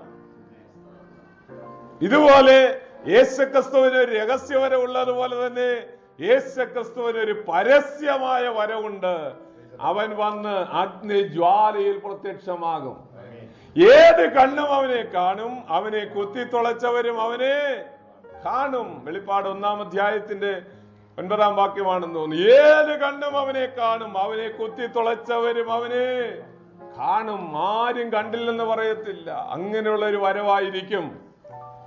യേശുക്രിസ്തുവിനെ വിസ്തരിച്ചുകൊണ്ടിരിക്കുമ്പോൾ ആമേൻ ഈ മഹാപുരോഹിതൻ ഏറിയെന്ന് ചോദ്യം ചോദിക്കുമ്പോൾ കർത്താവ് ഒന്നും മറുപടി പറഞ്ഞില്ല. അല്പം കഴിഞ്ഞപ്പോൾ അവൻ പറഞ്ഞു, ഞാൻ ജീവനുള്ള ദൈവത്തെ കൊണ്ട് നിന്നോട് ആണയിട്ട് ചോദിക്കുന്നു, നീ ക്രിസ്തുവോ, നീ ദൈവത്തിന്റെ പുത്രനാണോ എന്ന് ചോദിച്ചപ്പോൾ അവൻ മറുപടി പറഞ്ഞു, അതെ ഞാനാകുന്നു. ആകാശമേഘങ്ങളെ വാഹനമാക്കി അവൻ മനുഷ്യപുത്രൻ വരുന്നത് നീ കാണും. അവൻ സഭയുടെ അംഗമാണോ? അല്ല, നരകത്തിൽ പോകുന്നവരുടെ കൂട്ടത്തിലുള്ളതാണ്. പക്ഷേ അവനും കാണും എന്ന് പറഞ്ഞാൽ യഹൂദനായ മഹാപുരോഹിതനായ നീയും ഞാൻ വരുന്നത് കാണും. ഒലിവ് മലയിൽ നിന്ന് സ്വർഗാരോഹണം ചെയ്യുന്ന യേശുക്രിസ്തുവിനെ നമുക്ക് കാണുവാൻ കഴിയും. എന്നാൽ അതിനു മുൻപേ യേശുക്രിസ്തു ഉയർത്തെഴുന്നേറ്റതിന് ശേഷം 2 പ്രാവശ്യം സ്വർഗാരോഹണം ചെയ്തു. തിരുവചനത്തിൽ അതിന് വളരെ വ്യക്തമായ തെളിവാണ്. യോഹന്നാന്റെ സുവിശേഷം 20-ാം അധ്യായത്തിന്റെ 20-ാം വാക്യത്തിൽ ഹല്ലേലൂയ മറിയയോട് യേശുക്രിസ്തു പറയുകയാണ്, ആമേൻ, നീ എന്നെ തുടരുത്. ഞാൻ ഇതുവരെ പിതാവിന്റെ അടുക്കൽ കയറിപ്പോയിട്ടില്ല. അതുകൊണ്ട് നീ എന്നെ തുടരുത്. സ്തോത്രം. കുറെ ദിവസം കഴിഞ്ഞപ്പോൾ കയ്യെ വിരലിട്ട് നോക്കാൻ പറഞ്ഞു. ആമേൻ. വലിയ ദ്വാരമുണ്ടായിരുന്നത് കൊണ്ട് റോമൻ പടയാളി കുത്തി കിഴിച്ച മാറിലേക്ക് തോമസേ നിന്റെ കൈയിടാൻ പറഞ്ഞു. നിങ്ങൾ എന്നെ ഒന്ന് തൊട്ട് നോക്കാൻ പറഞ്ഞു. ഭൂതത്തിന് അസ്ഥിയും മാംസവും ഇല്ലല്ലോ എന്നൊക്കെ പറഞ്ഞ കർത്താവ് തന്നെ ഇവിടെ മറിയോട് പറയുകയാണ്, എന്നെ തുടരുത്. സ്തോത്രം. കുറെ നാളിന് മുൻപേ ഒരു ദൈവത്തിന്റെ അടുക്കൽ ചെന്ന് ഒരു സ്ത്രീ ചെന്ന് അവരെ അവിടെങ്ങാണ്ട് ചെന്ന് തൊട്ടില്ല. നിങ്ങൾ പത്രത്തിലൊക്കെ വായിച്ചു കാണും. പുള്ളി അങ്ങ് അശുദ്ധനായിപ്പോയി. കണ്ടോ? വായിച്ചില്ലേ ശബരിമലയിൽ ഒരു സിനിമാ നടി എന്ന കാര്യം? ഹല്ലേലൂയ. അപ്പോൾ ഹല്ലേലൂയ. എന്നാൽ കർത്താവ് ആരെങ്കിലും തൊട്ടാൽ അവര് വിശുദ്ധരായി മാറുകയാണ്. ഹല്ലേലൂയ. ദൈവത്തിന് നന്ദിയോടെ സ്തോത്രം. ഇതാ നമ്മുടെ കർത്താവും ഇവരും തമ്മിലുള്ള വ്യത്യാസം. ദൈവത്തിന് നന്ദിയോടെ സ്തോത്രം. അപ്പോൾ ദൈവമക്കൾ ഓർത്തുകൊള്ളുക, കർത്താവ് പറയാണ്, എന്നെ തുടരുത്, ഞാൻ പിതാവിന്റെ അടുക്കൽ കയറിപ്പോയിട്ടില്ല. ഈ സ്ത്രീയെ രഹസ്യമായി കർത്താവ് അങ്ങനെ പോകാൻ കാരണം പഴയ നിയമത്തിലെ മഹാപുരോഹിതന് ആണ്ടിലൊരിക്കൽ ആദ്യഫല കറ്റ കൊണ്ടുവന്ന് നീരാജനം ചെയ്യുമായിരുന്നു. ശ്രദ്ധിച്ചിരുന്ന ഒരു മർമ്മം പിടിക്കും. ആദ്യഫല കറ്റ കൊണ്ടുവന്ന് നീരാജനം ചെയ്യുമ്പോൾ ആദ്യഫല കറ്റയായ ആ മണികൾ അറുത്ത ഒരു കറ്റയാക്കി കൊണ്ടുവരുമ്പോൾ വേറെ എല്ലാം വിളഞ്ഞിട്ടില്ല. അതെല്ലാം വയലിൽ കിടക്കുന്നതേ ഉള്ളൂ, വയലിൽ നിൽക്കുന്നതേ ഉള്ളൂ. സ്തോത്രം. ഈ ആദ്യഫല കറ്റ മൗനമായി ദൈവസ്ഥനെ പറയുന്ന ഒരു കാര്യമുണ്ട്. ഞാനൊരു കെട്ടായി, ഞാനിപ്പോ ഒരു പാകമായതുകൊണ്ട്, ഞാനിപ്പോൾ നല്ലതുപോലെ വിളഞ്ഞതുകൊണ്ട് ഇങ്ങ് വന്നെന്നുള്ളതേ ഉള്ളൂ. എന്റെ പുറകെ ലക്ഷക്കണക്കിന് മണികൾ ഇവിടെ വരാനുണ്ട് എന്നുള്ളത് മൗനമായിട്ട് പറയുകയാണ്. ഇതെന്തിനാ കാണിച്ചത്? പഴയ നിയമത്തിൽ തമ്പുരാൻ ഇത് കാണിച്ചത് വെറുതെ പുരോഹിതൻ വെറുതെ ഇരിക്കുമല്ലേ, ജോലി കൊടുക്കാന്ന് വിചാരിച്ച തമ്പുരാൻ ജോലി കൊടുത്തതല്ല. പിന്നെയോ പുതിയ നിയമത്തിൽ ഒരു മർമ്മം നമുക്ക് വെളിപ്പെടുത്താനാണ്. യേശുക്രിസ്തു ആദ്യഫലമായി മരിച്ചവരുടെ ഇടയിൽ നിന്ന് ഉയർത്തെഴുന്നേറ്റ് സ്വർഗാരോഹണം ചെയ്തതിന്റെ കാരണം അവൻ ആദ്യഫലക്കറ്റയായി ദൈവസന്നിധിയിൽ ചെന്ന് അവൻ നീരാജനം ചെയ്യുമ്പോൾ ഒരു കാര്യം മൗനമായി ദൈവസന്നിധിയിൽ പറയുന്നു, ഞാനിങ്ങനെ ഭാഗമായതുകൊണ്ട്, ഞാനിങ്ങനെ ഉയർത്തെഴുന്നേറ്റത് കൊണ്ട്, ഞാൻ പരിപൂർണനായി മാറിയത് കൊണ്ട്, ഞാൻ മരണത്തെ ജയിച്ചത് കൊണ്ട്, എന്റെ ശരീരം ദ്രവത്വം കേൾക്കാഞ്ഞത് കൊണ്ട്, എന്റെ ശരീരം അദ്രവത്വം പ്രാപിച്ചത് കൊണ്ട്, എന്റെ താഴ്ചയുടെ ശരീരം മഹത്വമുള്ള ശരീരത്തോട് അനുരൂപമായി രൂപാന്തരപ്പെട്ടത് കൊണ്ട് ഞാൻ ഇങ്ങ് വന്നെന്നുള്ളതേ ഉള്ളൂ. ഇനി ലക്ഷക്കണക്കിന് വിശുദ്ധന്മാർ ഇങ്ങോട്ട് വരാൻ. അതുകൊണ്ട് പൗലോസ് പറയുകയാണ്, ഹല്ലേലൂയ, ഓരോരുത്തൻ താന്താന്റെ നിരയിലത്രേ. ഒരു ബറ്റാലിയനെയും കൊണ്ട് കർത്താവ് നേരെ സ്വർഗാരോഹണം ചെയ്തു. അപ്പോൾ കർത്താവിന് ഒരു രഹസ്യം സ്വർഗാരോഹണം ഉള്ളതുപോലെ തന്നെ ഒരു പരസ്യമായ സ്വർഗാരോഹണം ഒലിവ് മലയിൽ നിൽക്കുമ്പോൾ ഒലിവ് മല 500 ആളുകളെ കൊണ്ട് നിറഞ്ഞിരിക്കുമ്പോൾ 11 ശിഷ്യന്മാർ ഉൾപ്പെടെ എല്ലാവരും കൂടെ നോക്കി നിൽക്കുമ്പോൾ കർത്താവ് സ്വർഗാരോഹണം ചെയ്തു. അപ്പോസ്തലപ്രവൃത്തി 1:11 അവിടെ പറയുന്നു, ഗലീല പുരുഷന്മാരെ, നിങ്ങൾ ആകാശത്തിലേക്ക് നോക്കി നിൽക്കുന്നുണ്ട്. നിങ്ങളെ വിട്ട് സ്വർഗത്തിലേക്ക് പോയവനായ ഈ യേശു പോയതുപോലെ മടങ്ങി വരും. ഈ യേശു മടങ്ങി വരും, അല്ലാതെ വേറെ യേശു അല്ല, വേറെ ഡ്യൂപ്ലിക്കേറ്റ് യേശു വരുമെന്നല്ല. ഈ യേശു വരും. അവൻ വന്ന സകല ആളുകളും കാണും. ആകാശമേഘങ്ങളിൽ അഗ്നിജ്വാലയിൽ പ്രത്യക്ഷമാകും. അതിനെയാണ് ഈ മഹത്വ പ്രത്യക്ഷത എന്ന് പറയുന്നത്. ഞാൻ വിശദീകരിക്കുന്നില്ല. ഹല്ലേലൂയ.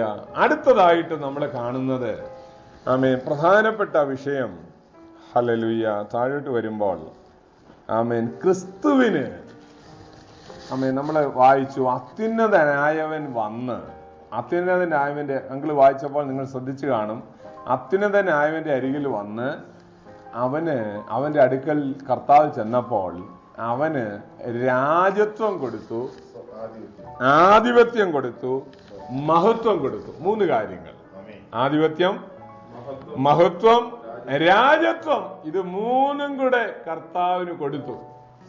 പീലാത്തോസ് വിസ്തരിച്ചുകൊണ്ടിരുന്നപ്പോൾ കർത്താവിനോട് പറഞ്ഞു, കാര്യങ്ങളൊക്കെ പറഞ്ഞു വന്നപ്പോൾ കർത്താവ് പറഞ്ഞു, എന്റെ രാജ്യം ഐഹികമല്ല.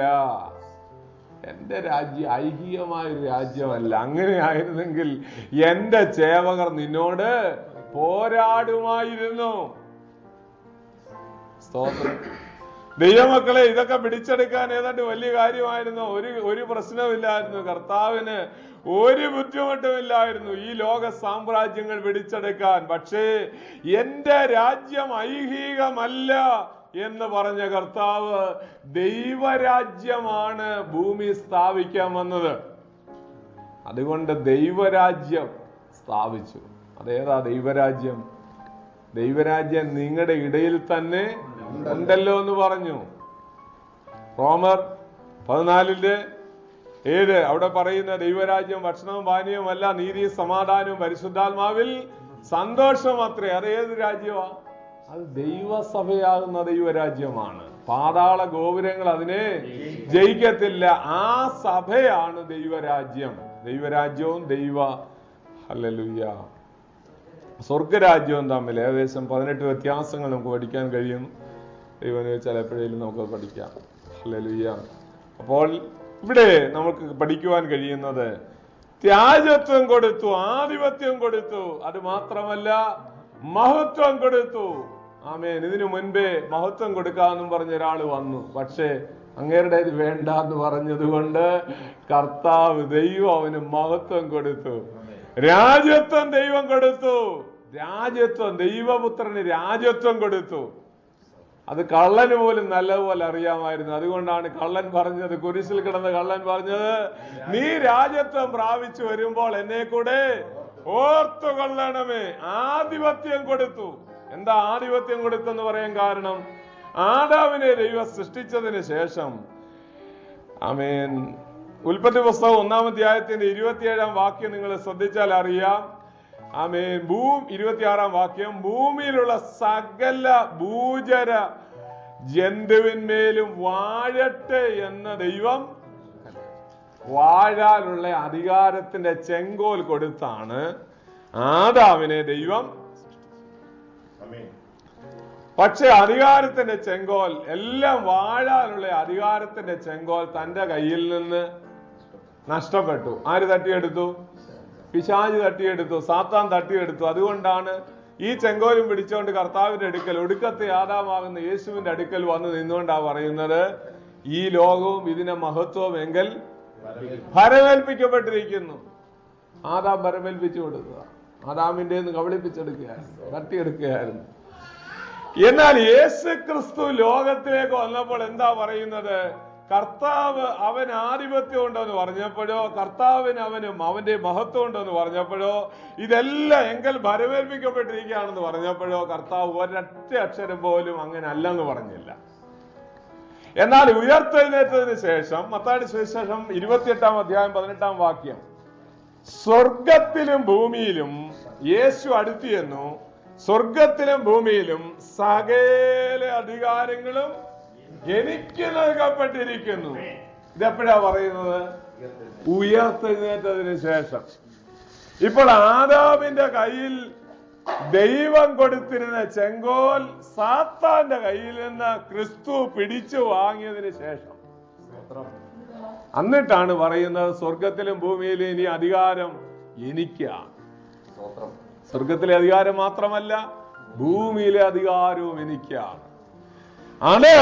ഹല്ലേലൂയ, ആമേൻ. ഉള്ളത് കൊണ്ട് നിങ്ങൾ പുറപ്പെട്ട് പിതാവിന്റെയും പുത്രന്റെയും പരിശുദ്ധാത്മാവിന്റെയും നാമത്തിൽ സ്നാനം കഴിപ്പിച്ച് ഞാൻ നിങ്ങളോട് കൽപ്പിച്ചതൊക്കെയും പ്രമാണിപ്പാൻ തക്കവണ്ണം സകല ജാതികളെയും എന്റെ ശിഷ്യരാക്കിക്കൊള്ളുവീൻ. ആ അധികാരം കർത്താവിനുള്ളത് കൊണ്ട് നമുക്കും ആ അധികാരം തന്നാ വിടുന്നത്. അപ്പോൾ അതുകൊണ്ട് ആധിപത്യം ആ സാത്താന്റെ കയ്യിലായിരുന്നത്, ആധിപത്യം ആത്മമണ്ഡലത്തിൽ കർത്താവ് അത് പിടിച്ചെടുത്തിരിക്കുന്നു. അതുകൊണ്ടാണ് കൊലോസ്യ ലേഖനം 2-ാം അധ്യായത്തിന്റെ 15-ാം വാക്യം വായിക്കുന്നത്, നമുക്ക് വിരോധവും പ്രതികൂലമായിരുന്ന കയ്യെഴുത്ത് മായിച്ച ക്രൂശിൽ വെച്ച് ആമേൻ അത് മായിച്ചു കളഞ്ഞ് ആമേൻ അവൻ വാഴ്ചകളെയും അധികാരങ്ങളെയും ആയുധവർഗം വെപ്പിച്ച് അവരുടെ മേൽ ക്രൂശിൽ വെച്ച് അവരുടെ മേൽ ജയോത്സവം കൊണ്ടാടി അവരെ പരസ്യമായ കാഴ്ചയാക്കി തോൽപ്പിച്ചു കളഞ്ഞു. ആത്മമണ്ഡലത്തിൽ നടന്ന ഒരു കാര്യമാണ് അവിടെ പറഞ്ഞിരിക്കുന്നത്. ആത്മമണ്ഡലത്തിൽ അത് നടന്നിരിക്കുന്നു. ഇനി ഫിസിക്കൽ റിലമിലോട്ട് നമ്മൾ കൊണ്ടുവന്നാൽ മതി. സൗഖ്യം ആത്മമണ്ഡലത്തിൽ നടന്നിരിക്കുന്നു.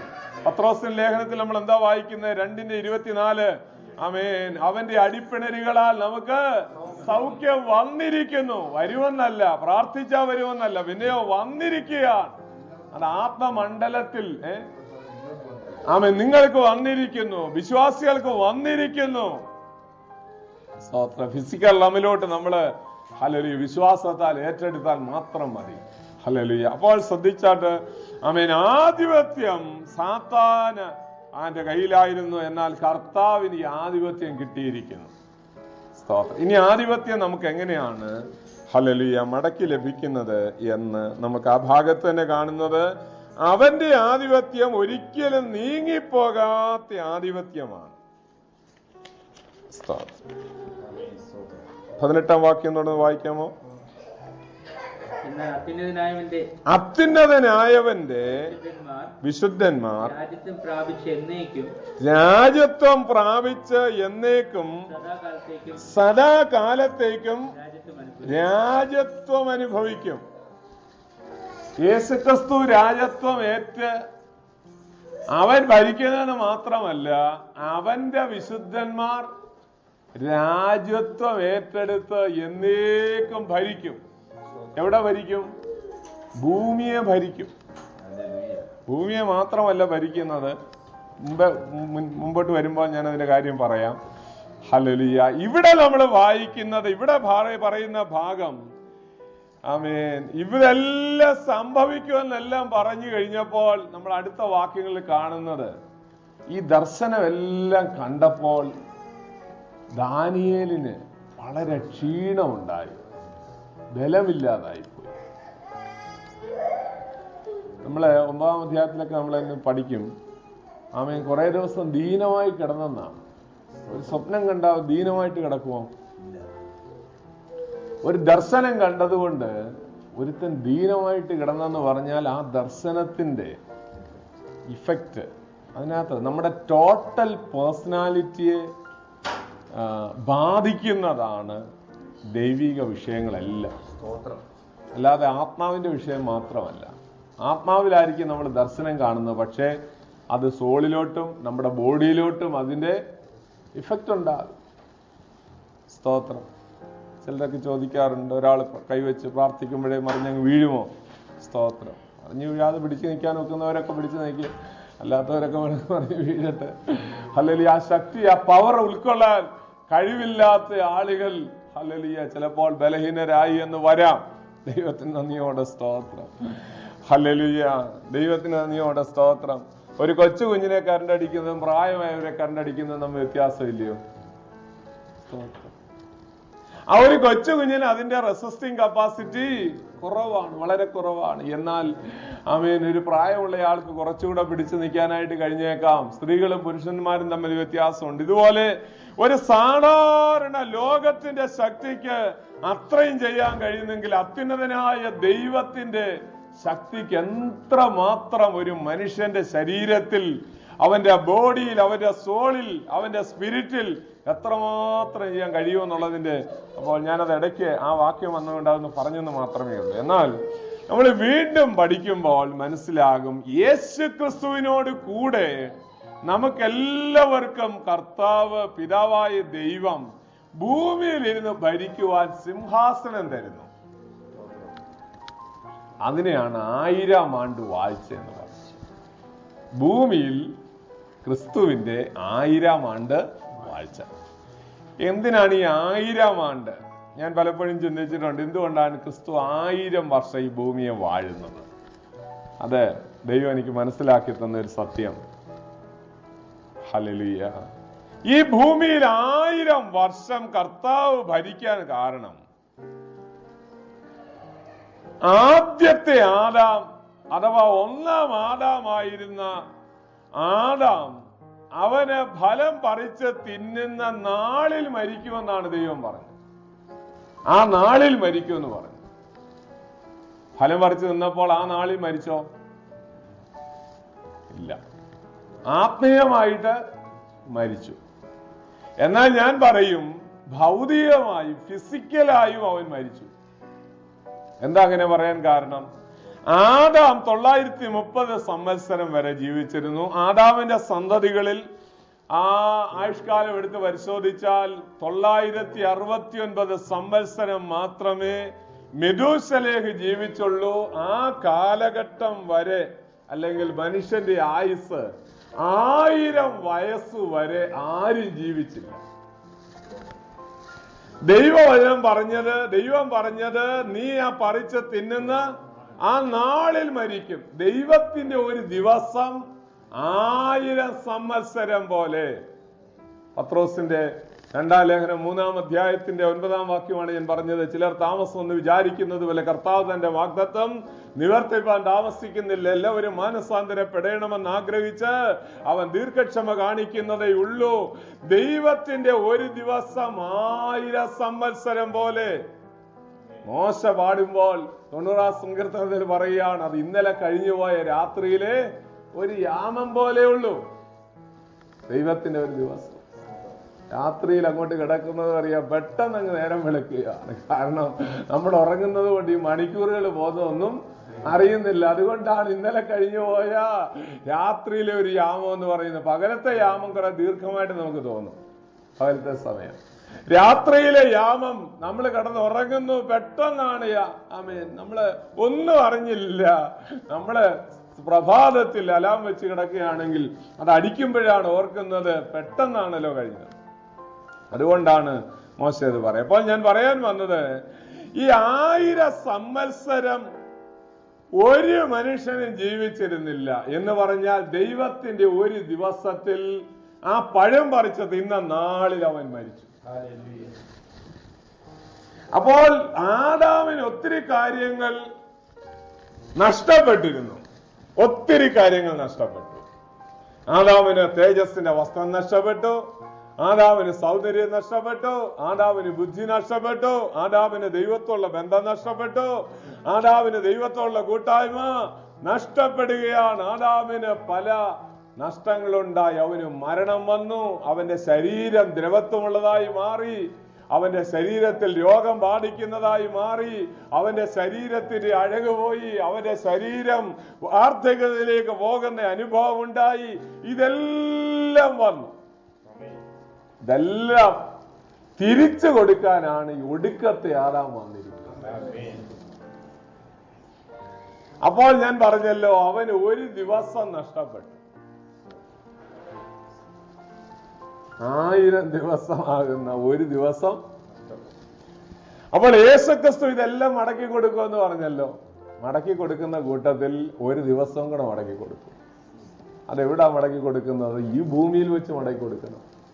ഈ ഭൂമിയിൽ വെച്ചാണ് അവന് വീഴ്ച വന്നത്. അതുകൊണ്ട് ഈ ഭൂമിയിൽ വെച്ച് തന്നെ യേശുക്രിസ്തു അത് മടക്കി കൊടുക്കുക.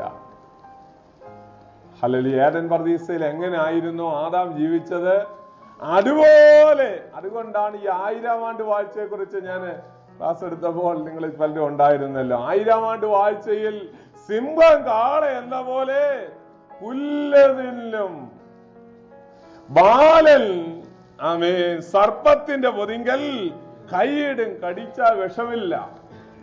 വിഷം വന്നതല്ല, ആദാം പാപം ചെയ്തപ്പോഴാണ്. പുള്ളിപ്പൊലി. ഹല്ലേലൂയ. ആമേൻ. ഹല്ലേലൂയ. കാളയോടുകൂടെ മേയുന്ന കാലം, സിംഹത്തിന്റെ കൂടെ മേയുന്ന കാലം. ഹല്ലേലൂയ.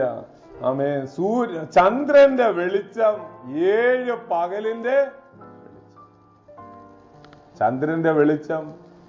ഹല്ലേലൂയ. സൂര്യന്റെ വെളിച്ചം ചൂടെന്നല്ല അവിടെ എഴുതിയിരിക്കുന്നത്, പിന്നെയോ 7 പകലിന്റെ വെളിച്ചം. അതൊക്കെ നമ്മൾ ഡീറ്റെയിൽഡ് ആയിട്ട് ചിന്തിച്ചതാണ്. ഞാൻ വിടട്ടെ. ഹല്ലേലൂയ. 1000 ആണ്ട് വാഴ്ച കർത്താവ് ഈ ഭൂമിയിൽ നടത്താൻ കാരണം ആദാം നഷ്ടപ്പെട്ടു വരുത്തിയത് മുഴുവൻ മടക്കി കൊടുക്കുക. അപ്പോൾ അത്യുന്നതനായവന്റെ വിശുദ്ധന്മാർ രാജത്വം പ്രാപിച്ച ഈ ഭൂമിയെ ഭരിക്കുന്ന ഒരു നാളുണ്ട്. അതിനെയാണ് 1000 ആണ്ട് വാഴ്ച എന്ന് പറയുന്നത്. വെളിപ്പാട് പുസ്തകം 2-ാം അധ്യായത്തിലേക്ക് പോകാം. അതിന്റെ 28-ാം വാക്യം ഒന്ന് വായിക്കുക. 28-ാം വാക്യം. സ്തോത്രം. വേഗത്തിൽ നമുക്ക് പോകണം, സമയം മുമ്പോട്ട് പോയല്ലോ.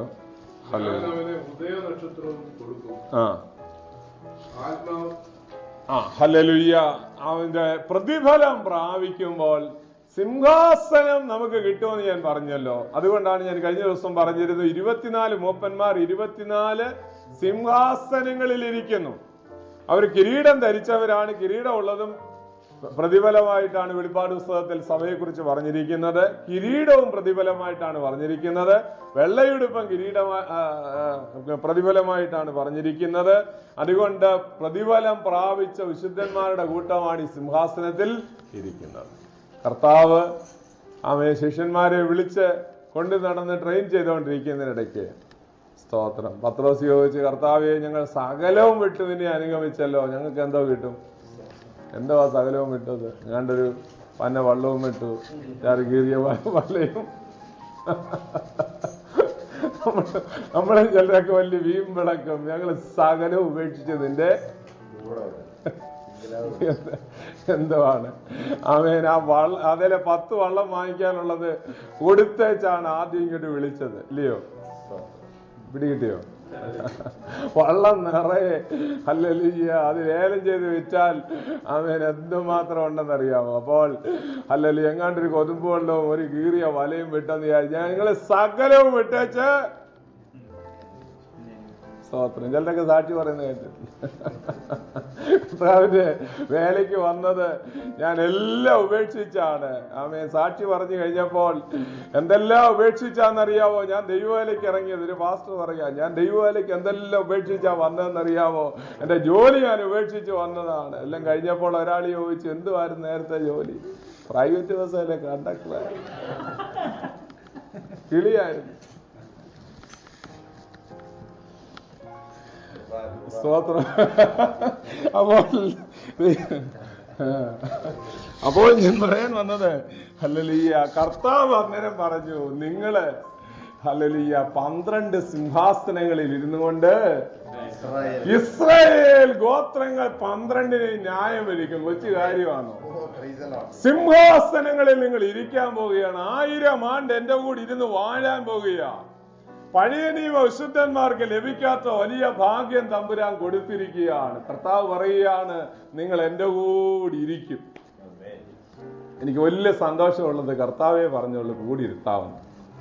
നിങ്ങൾ ചില നേതാക്കന്മാരെടുക്കെ ചെന്ന് നിന്ന് നോക്കിയേ, ഇരിക്കാൻ പറയത്തില്ല, നിന്ന് കാല് കഴിക്കല്ലാതെ അവരവിടെ നമ്മളെ അവരുടെ കൂടെ ഇരുത്തത്തില്ല. സ്തോത്രം. എന്നാലും ആളുകൾ അവരുടെ പുറകെ നടക്കുക. ദൈവമക്കളെ, നിങ്ങൾ ഓർക്കുക, ഹല്ലേലൂയ, കർത്താവ് പറയുകയാണ്, എന്റെ പിതാവിന്റെ ഭവനത്തിൽ അനേകം വാസസ്ഥലങ്ങളുണ്ട്, ഇല്ലെങ്കിൽ ഞാൻ നിങ്ങളോട് പറയുമായിരുന്നു. ഹല്ലേലൂയ. ഇവിടെ നമ്മളെ പ്രതിഫലം പറയുമ്പോൾ കർത്താവ് പറയുകയാണ്, ഞാൻ അവന് ഉദയ നക്ഷത്രം കൊടുക്കും.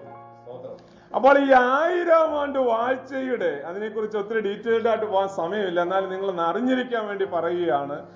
ഹല്ലേലൂയ. ഈ 1000 ആണ്ട് വാഴ്ചയുടെ ഒരു പ്രത്യേകത, ജനനം നടക്കുന്നുണ്ട്, പക്ഷേ മരണം കുറവാണ്. ബാലൻ 100 വയസ്സുള്ളവനായിട്ട് മരിക്കുമെന്നാണ് ആ കാലഘട്ടത്തിൽ. സ്തോത്രം. അങ്ങേപ്പുറത്തെ ലിജുമോൻ മരിച്ചു. എത്ര വയസ്സുണ്ടായിരുന്നു? മനോരമയില് ആ ലിജുമോന്റെ വയസ്സ് 100 വയസ്സ്. പിടികിട്ടിയോ? ബാലനാണ്. ബാലൻ മരിക്കുന്നത് 100 വയസ്സുള്ളവനായിട്ടായിരിക്കും. അപ്പോൾ 100 വയസ്സ് മുതൽ ബാലനാണെന്നുണ്ടെങ്കിൽ അങ്ങോട്ട് വലിയ ആളുകളുടെ ഹല്ലേലൂയ ആയുസ് കരിവേലകത്തിന്റെ ആയുസ് പോലെ ആകുന്ന സമയമെന്നാണ് തിരുവചനം പറയുന്നത്. അപ്പോൾ 100 കണക്കിന് 1000 വർഷം ജീവിച്ചിരിക്കുന്ന ആളുകൾ അവിടെ അന്ന് ഉണ്ടായിരിക്കും. മരണം കുറവായിരിക്കും. മരണമുണ്ട്, എന്നാൽ മരണം കുറവായിരിക്കും. പാവി 100 വയസ്സുള്ളവനായി ബാലനായി മരിക്കുമെന്നാണ് തിരുവചനം പറയുന്നത്. അപ്പോൾ ഹല്ലേലൂയ. അപ്പോൾ അവിടെ പറഞ്ഞിരിക്കുന്നതിൽ നിന്ന് നമുക്ക് മനസ്സിലാക്കാൻ കഴിയുന്നത്, ആളുകൾ അങ്ങനെ അങ്ങ് ധാരാളം ഇപ്പൊ ഈ മരിച്ചു പോകുന്നോണ്ടല്ലയോ നമുക്കൊക്കെ ഇവിടെ ചൊവ്വേനേരം ജീവിക്കാനൊക്കെ. അല്ലെങ്കിൽ നിങ്ങളൊന്ന് ചിന്തിച്ചു നോക്കിയേ, ഹല്ലേലൂയ, ആളുകൾ മരിക്കുന്നില്ലെങ്കിലോ ഈ എന്തൊരു ബുദ്ധിമുട്ടായിരിക്കും. അപ്പോൾ ഈ നമ്മളെ ഈ ചെറുപ്പത്തിലെ ഒരു പാട്ടുണ്ടായിരുന്നു, ഇല്ലയോ? സ്തോത്രം. അങ്ങനെ ഒരു കാലം ഉണ്ടായിരുന്നു. സ്തോത്രം. മുത്തച്ഛൻ ഇരിക്കുന്നു, കൊച്ചു മോനെ പോലെ എന്നൊക്കെ അല്ലയോ പാട്ടിൻ്റെ അകത്ത്, അല്ലേ? സ്തോത്രം. അപ്പോൾ ഹല്ലേലൂയ, വളരെ ആളുകൾ അങ്ങനെ വർദ്ധിക്കും, ജനസംഖ്യ വർദ്ധിക്കും. അപ്പോൾ 1000 ആണ്ട് വാഴ്ചയ്ക്ക് തുടർന്ന് അഗ്നിശുദ്ധീകരണത്തിന് ശേഷം ഈ ഭൂമിയിൽ നിത്യത തുടരുകയാണ്. അപ്പോൾ നിത്യത തുടരുമ്പോൾ ഈ ഭൂമിയിൽ മനുഷ്യനെ പാർപ്പിക്കാൻ തികയാത്തത് കൊണ്ട് പല ആളുകളും വിചാരിക്കാറുണ്ട്, ഹല്ലേലൂയ, ഈ മനുഷ്യനെ എല്ലാം കൂടെ എങ്ങനെയാണ് ഈ ഭൂമിയെ വഹിക്കുന്നത്? എന്നാൽ തിരുവചനത്തിൽ അതിന് ആൻസർ ഉണ്ട്. ഞാൻ അവർക്ക് ഉദയനക്ഷത്രം കൊടുക്കും, ഞാൻ ഗോളങ്ങൾ കൊടുക്കുമെന്നാണ് അതിന്റെ ഒറിജിനൽ. അപ്പോൾ ശരിയായിട്ട് വചനം പഠിച്ചു വരുമ്പോൾ ഞാനതിന്റെ വിശദീകരണമൊക്കെ എന്തെങ്കിലും ദൈവം അനുവദിച്ചാൽ നിങ്ങൾക്ക് ഒരു സംശയം ഉണ്ടെങ്കിൽ പറഞ്ഞു തരാം. അതെ, ദൈവം ഗോളങ്ങളിലേക്ക് ആളുകളെ മാറ്റിപ്പാർക്കും. ഗോളങ്ങൾ ഉദയനക്ഷത്രം കൊടുക്കും എന്ന് പറഞ്ഞാൽ ദൈവം വേറെ ഗ്രഹങ്ങൾ ദൈവത്തിന് പല സ്ഥലങ്ങളിലും വാസമുള്ളതായിട്ടാണ് ദൈവവചനം നമ്മെ പഠിപ്പിക്കുന്നത്. അതുകൊണ്ടാണ് പത്രോസ് യോദായുടെ ലേഖനത്തിന്റെ 6-ാം വാക്യത്തിൽ വായിക്കുന്നത്, തങ്ങളുടെ വാഴ്ച കാത്തുകൊള്ളാതെ 6-ാം വാക്യം ഒന്ന് വായിച്ച്, തങ്ങളുടെ വാഴ്ച കാത്തുകൊള്ളാത്ത ദൂതന്മാരെ അന്ധതമസിന്റെ ചങ്ങലയിട്ട് തങ്ങളുടെ വാസസ്ഥലം വിട്ടുപോയ കാത്തുകൊള്ളാതെ സ്വന്തം വാസസ്ഥലം വിട്ടുപോയ ദൂതന്മാർ. ഹല്ലേലൂയ. മതി. ഞാൻ ആ ഒരു വാക്യം കിട്ടാൻ വേണ്ടിയാണ്. തങ്ങളുടെ സ്വന്തം വാസസ്ഥലം വിട്ടുപോയ ദൂതന്മാർ. അപ്പോൾ പല ഗ്രഹങ്ങളിലും പല ഗോളങ്ങളിലും തമ്പുരാൻ വാസം ഒരുക്കിയിട്ടുണ്ട്. അത് ദൂതന്മാരെ ആകാം, മനുഷ്യരെ ഈ ഭൂമിയിലാക്കിയിരിക്കുന്നെന്ന് മാത്രമേ ഉള്ളൂ. ഹല്ലേലൂയ. അപ്പോൾ അവരവിടുന്ന് ചാടി ഇവിടെ വന്നായിരുന്നു ദൈവത്തിന്റെ പുത്രന്മാർ, മനുഷ്യരുടെ പുത്രന്മാരെ സൗന്ദര്യമുള്ളവരെന്ന് കണ്ടത്. ഹല്ലേലൂയ. അപ്പോൾ ശ്രദ്ധിക്കുക, ഗോളങ്ങൾ കൊടുക്കും എന്നാണ് പറഞ്ഞിരിക്കുന്നത്. പ്രതിഫലമായി ഗോളങ്ങൾ കൊടുക്കുമെന്ന് പറഞ്ഞാൽ അതിന്റെ അർത്ഥം ഗോളങ്ങളിലേക്ക് അവരെ കൊണ്ടുപോകും. സ്തോത്രം. അല്ലാതെ ഓരോ കയ്യിൽ ഓരോ ഗ്ലോബ് കൊടുക്കുമെന്നല്ല. ദൈവത്തിന് നന്ദിയോടെ സ്തോത്രം. ഗോളങ്ങൾ, ഹല്ലേലൂയ, ഗോളത്തിലേക്ക് അവരെ കൊണ്ടുപോകും. അപ്പോൾ ഇവിടെ രാജത്വം അനുഭവിച്ച നിത്യരാജത്വം അവർ അനുഭവിക്കും എന്ന് ദാനിയേലിൽ കൂടെ ദൈവം വെളിപ്പെടുത്തി. ഹല്ലേലൂയ. ശ്രദ്ധിക്കുക, യെശയ്യാപ്രവചനം 25-ാം അധ്യായത്തിലേക്ക് പോകാം. 25-ാം അധ്യായത്തിന്റെ 8-ാം വാക്യം. സ്തോത്രം. 25-ാം അധ്യായത്തിന്റെ 8-ാം വാക്യം. സദാകാലത്തേക്ക് നീങ്ങിപ്പോകും. യഹോവയായ കർത്താവ് സകല മുഖങ്ങളിൽ നിന്ന് കണ്ണുനീർ തുടയ്ക്കുകയും തന്റെ ജനത്തിന്റെ നിന്ന സകല ഭൂമിയിലും നിന്ന് നീക്കിക്കളയും. സകല ഭൂമിയിൽ നിന്നും നീക്കിക്കളയും. 1000 ആണ്ട് വാഴ്ചയുടെ തുടക്കം മുതൽ അങ്ങ് നിത്യത വരെയുള്ള കാര്യങ്ങൾ യെശയ്യാ പ്രവചിക്കുമ്പോൾ പറയുകയാണ്, സകല മുഖങ്ങളിൽ നിന്നും തങ്ങളുടെ കണ്ണുനീർ തുടച്ചു കളയുന്ന നാളായിരിക്കും, മരണമില്ലാത്ത നാളായിരിക്കും. യെശയ്യാ പ്രവചനം 60-ാം അധ്യായത്തിന്റെ 22, 23 വാക്യങ്ങൾ എഴുതിക്കണ്ട മതി, സമയമില്ലല്ലോ. അതിനോടനുബന്ധിച്ച് 1 കൊരിന്ത്യർ 15-ാം അധ്യായത്തിന്റെ 25-ാം വാക്യം, ഒടുക്കത്തെ ശത്രുവായി മരണം നീങ്ങിപ്പോകും എന്നവിടെ പറഞ്ഞിരിക്കുന്നു. 1 കൊരിന്ത്യർക്ക് എഴുതിയ 1-ാം ലേഖനം 15-ാം അധ്യായം 25-ാം വാക്യം.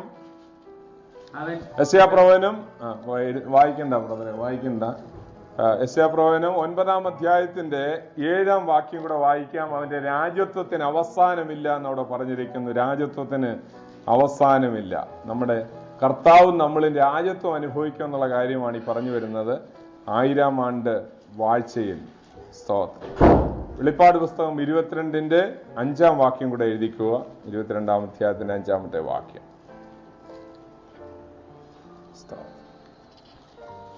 ഹല്ലേലൂയ.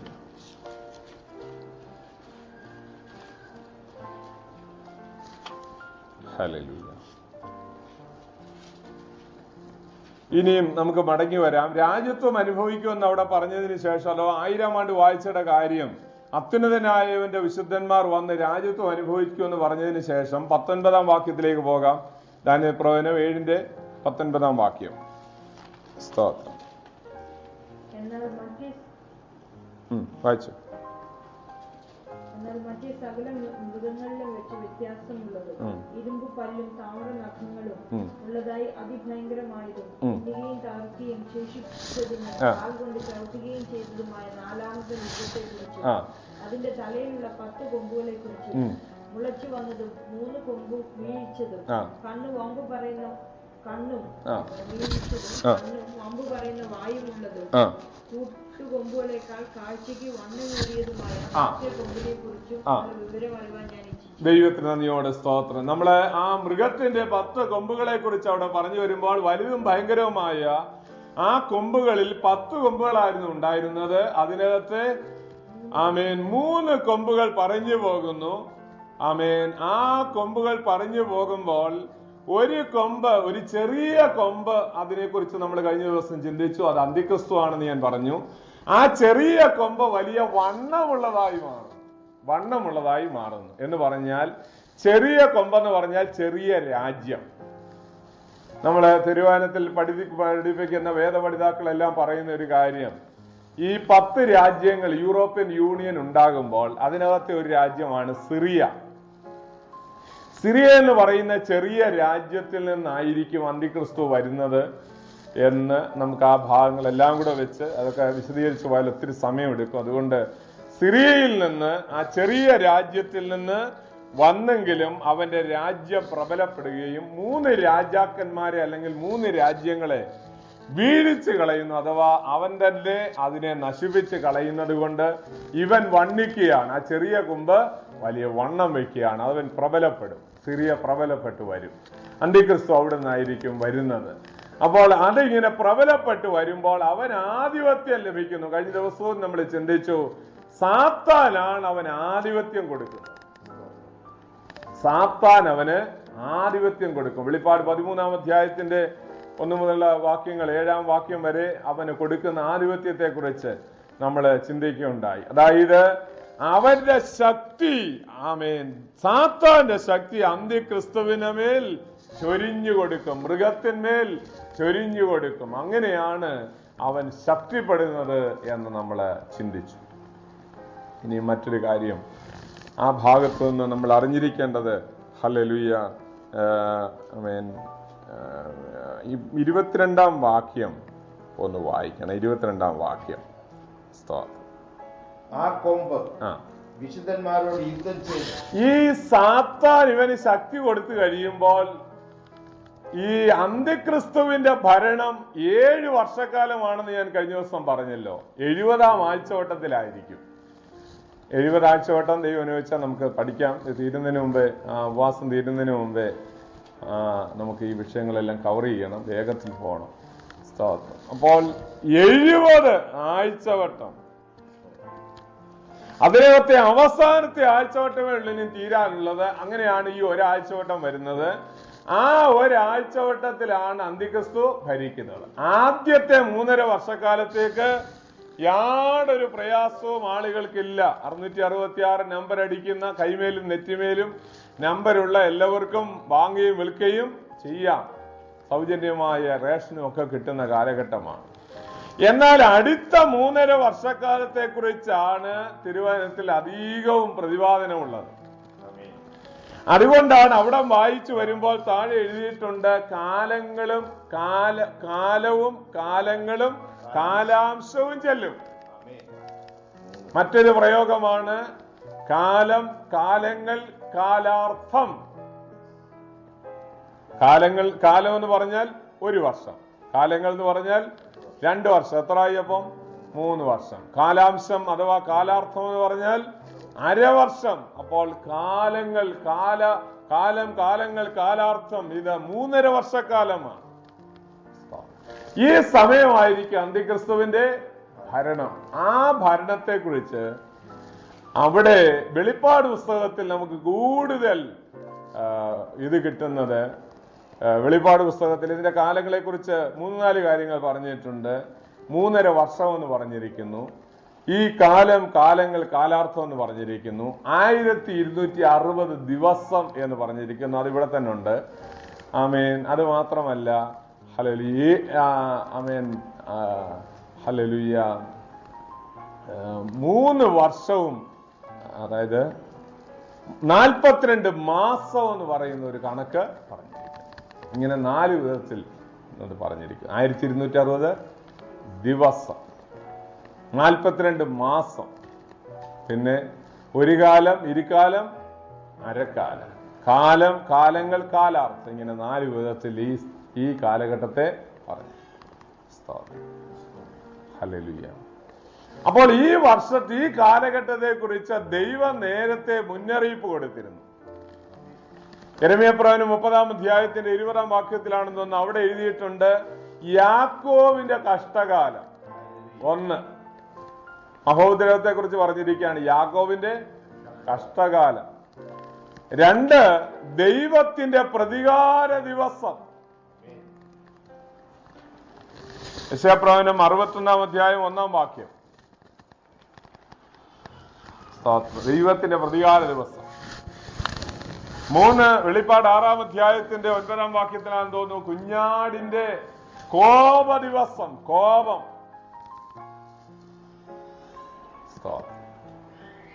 ഹല്ലേലൂയ. ഈ വിധത്തിൽ യഹൂദൻ കഷ്ടപ്പെടുന്ന ഒരു കാലം വരുമെന്ന് ദൈവം നേരത്തെ അറിയിച്ചിരുന്നു. അത് അന്തിക്രിസ്തുവിന്റെ കീഴിലാണ്. നമ്മളിവിടെ വായിച്ചല്ലോ, മൃഗം കയറി വന്നാൽ അത് തിന്നുകയും ചവിട്ടി മെതിക്കുകയും ബാക്കിയുള്ളതിനെ, ശേഷിച്ചതിനെ ചിതറിക്കുകയും ചെയ്തു.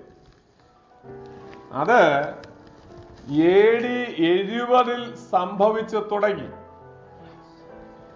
തീത്തോസ് കൈസറുടെ നേതൃത്വത്തിൽ അവരുടെ യെരുശലേം ദേവാലയം ശിഥിലമാക്കപ്പെട്ടു. നിങ്ങൾക്കറിയാം, യെരുശലേം ദേവാലയം വളരെ മനോഹരമായിരുന്നത് കൊണ്ട് കൈസർ പ്രത്യേകം പടയാളികളോട്, അവരുടെ കമാൻഡറോട് പ്രത്യേകം നിർദ്ദേശം കൊടുത്തിരുന്നതാണ്, ദേവാലയത്തെ മാത്രം ഒന്നും ചെയ്യരുതെന്ന് പറഞ്ഞിരുന്നു. എന്നാൽ നിങ്ങൾക്ക് ഒരുപക്ഷെ ഓർമ്മയുണ്ടായിരിക്കും, യെരുശലേം ദേവാലയം എങ്ങനെയാണ് ചുട്ടുകരിക്കപ്പെടുന്നത്. ഹല്ലേലൂയ. യുദ്ധം നടന്നുകൊണ്ടിരിക്കുമ്പോൾ അന്നത്തെ കാലത്ത്, പുരാതന കാലങ്ങളിൽ ഉണ്ടായിരുന്ന യുദ്ധത്തിലെ പ്രധാനപ്പെട്ടതാണ് തീയമ്പ്. സാത്താന്റെ തീയമ്പിനെ കുറിച്ച് പറഞ്ഞിട്ടുണ്ട്. അപ്പോൾ അത് തൊടുത്തു വിടുമ്പോൾ ഇതിന്റെ ആ അമ്പിന്റെ അഗ്രഭാഗത്തായി ടാറ് തേച്ചതിന് ശേഷം ഈ അമ്പ് ഇങ്ങനെ തൊടുത്തു വിടുമ്പോൾ കത്തിയാണ് പോകുന്നത്. ഇതെവിടെ ചെന്ന് നിന്ന് വീണാല് തീ ആളി പടരും. കാരണം ഈ ടാറാണ് കത്തിക്കുക. അതുകൊണ്ടാണ് തീയമ്പെന്ന് പറയുന്നത്. അങ്ങനെ ആ വിധത്തിൽ കൈസരുടെ പടയാളികളിൽ ഒരാൾ ആമേൻ അറിയാതെ തൊടുത്തുവിട്ട ആ യെരുശലേം പട്ടണത്തിലോട്ട് തൊടുത്തുവിട്ടത് ദേവാലയത്തിൽ ചെന്ന് പതിക്കുകയും അങ്ങനെ അത് തീ വെച്ച് ചുട്ടുകരിക്കപ്പെടുകയും ചെയ്യുകയായിരുന്നു. ഇതൊക്കെ ദൈവത്തിന്റെ നീതിയാണ്. മനോഹരമായ പണികളും കല്ലുകളും എല്ലാം കാണിച്ചപ്പോൾ കർത്താവ് പ്രവാചക ശബ്ദത്തിൽ പത്രോസിനോടൊക്കെ പറഞ്ഞു, നിങ്ങൾ ഈ പണികളെല്ലാം കാണുന്നില്ലയോ? ഓരോരുത്തർ അവരവരുടെ പള്ളിക്കകത്താണ് അവരുടെ മഹത്വം കാണിക്കുന്നത്. ഞങ്ങൾ ഏത് പള്ളിക്കാരാണെന്നറിയോ?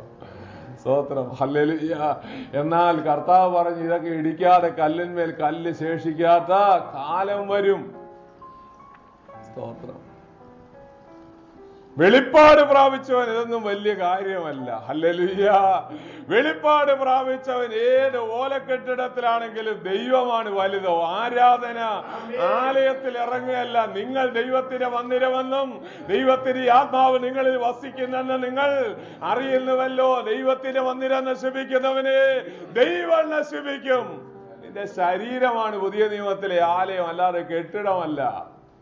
കർത്താവ് ഇതെല്ലാം പറഞ്ഞേച്ചു പോയി. 39 വർഷം കൂടെ കഴിഞ്ഞപ്പോൾ ദാ കിടക്കുന്നു. 39 വർഷം യഹൂദന്മാർക്ക് മാനസാന്തരപ്പെടാനായി അവസരം കൊടുത്തിരുന്നു. എന്നാൽ അവര് വീണ്ടും ആമേൻ ആ പള്ളിക്ക് വൈറ്റ് വാഷിംഗ് ചെയ്ത് കുരിശും തൊട്ടി ഉണ്ടാക്കി അതെല്ലാം ചെയ്തുകൊണ്ട് ഊരുവലത്തും ജാതികളെ പോലെ ചെണ്ടവേളവും അടിയും ബഹളവും കേസും ഒക്കെ ആയിട്ട് നടന്നു. കർത്താവ് പറഞ്ഞു, നിന്റെ എല്ലാം ദേവാലയത്തിന്റെ അടിത്തറ തോട്ടിക്കളഞ്ഞു.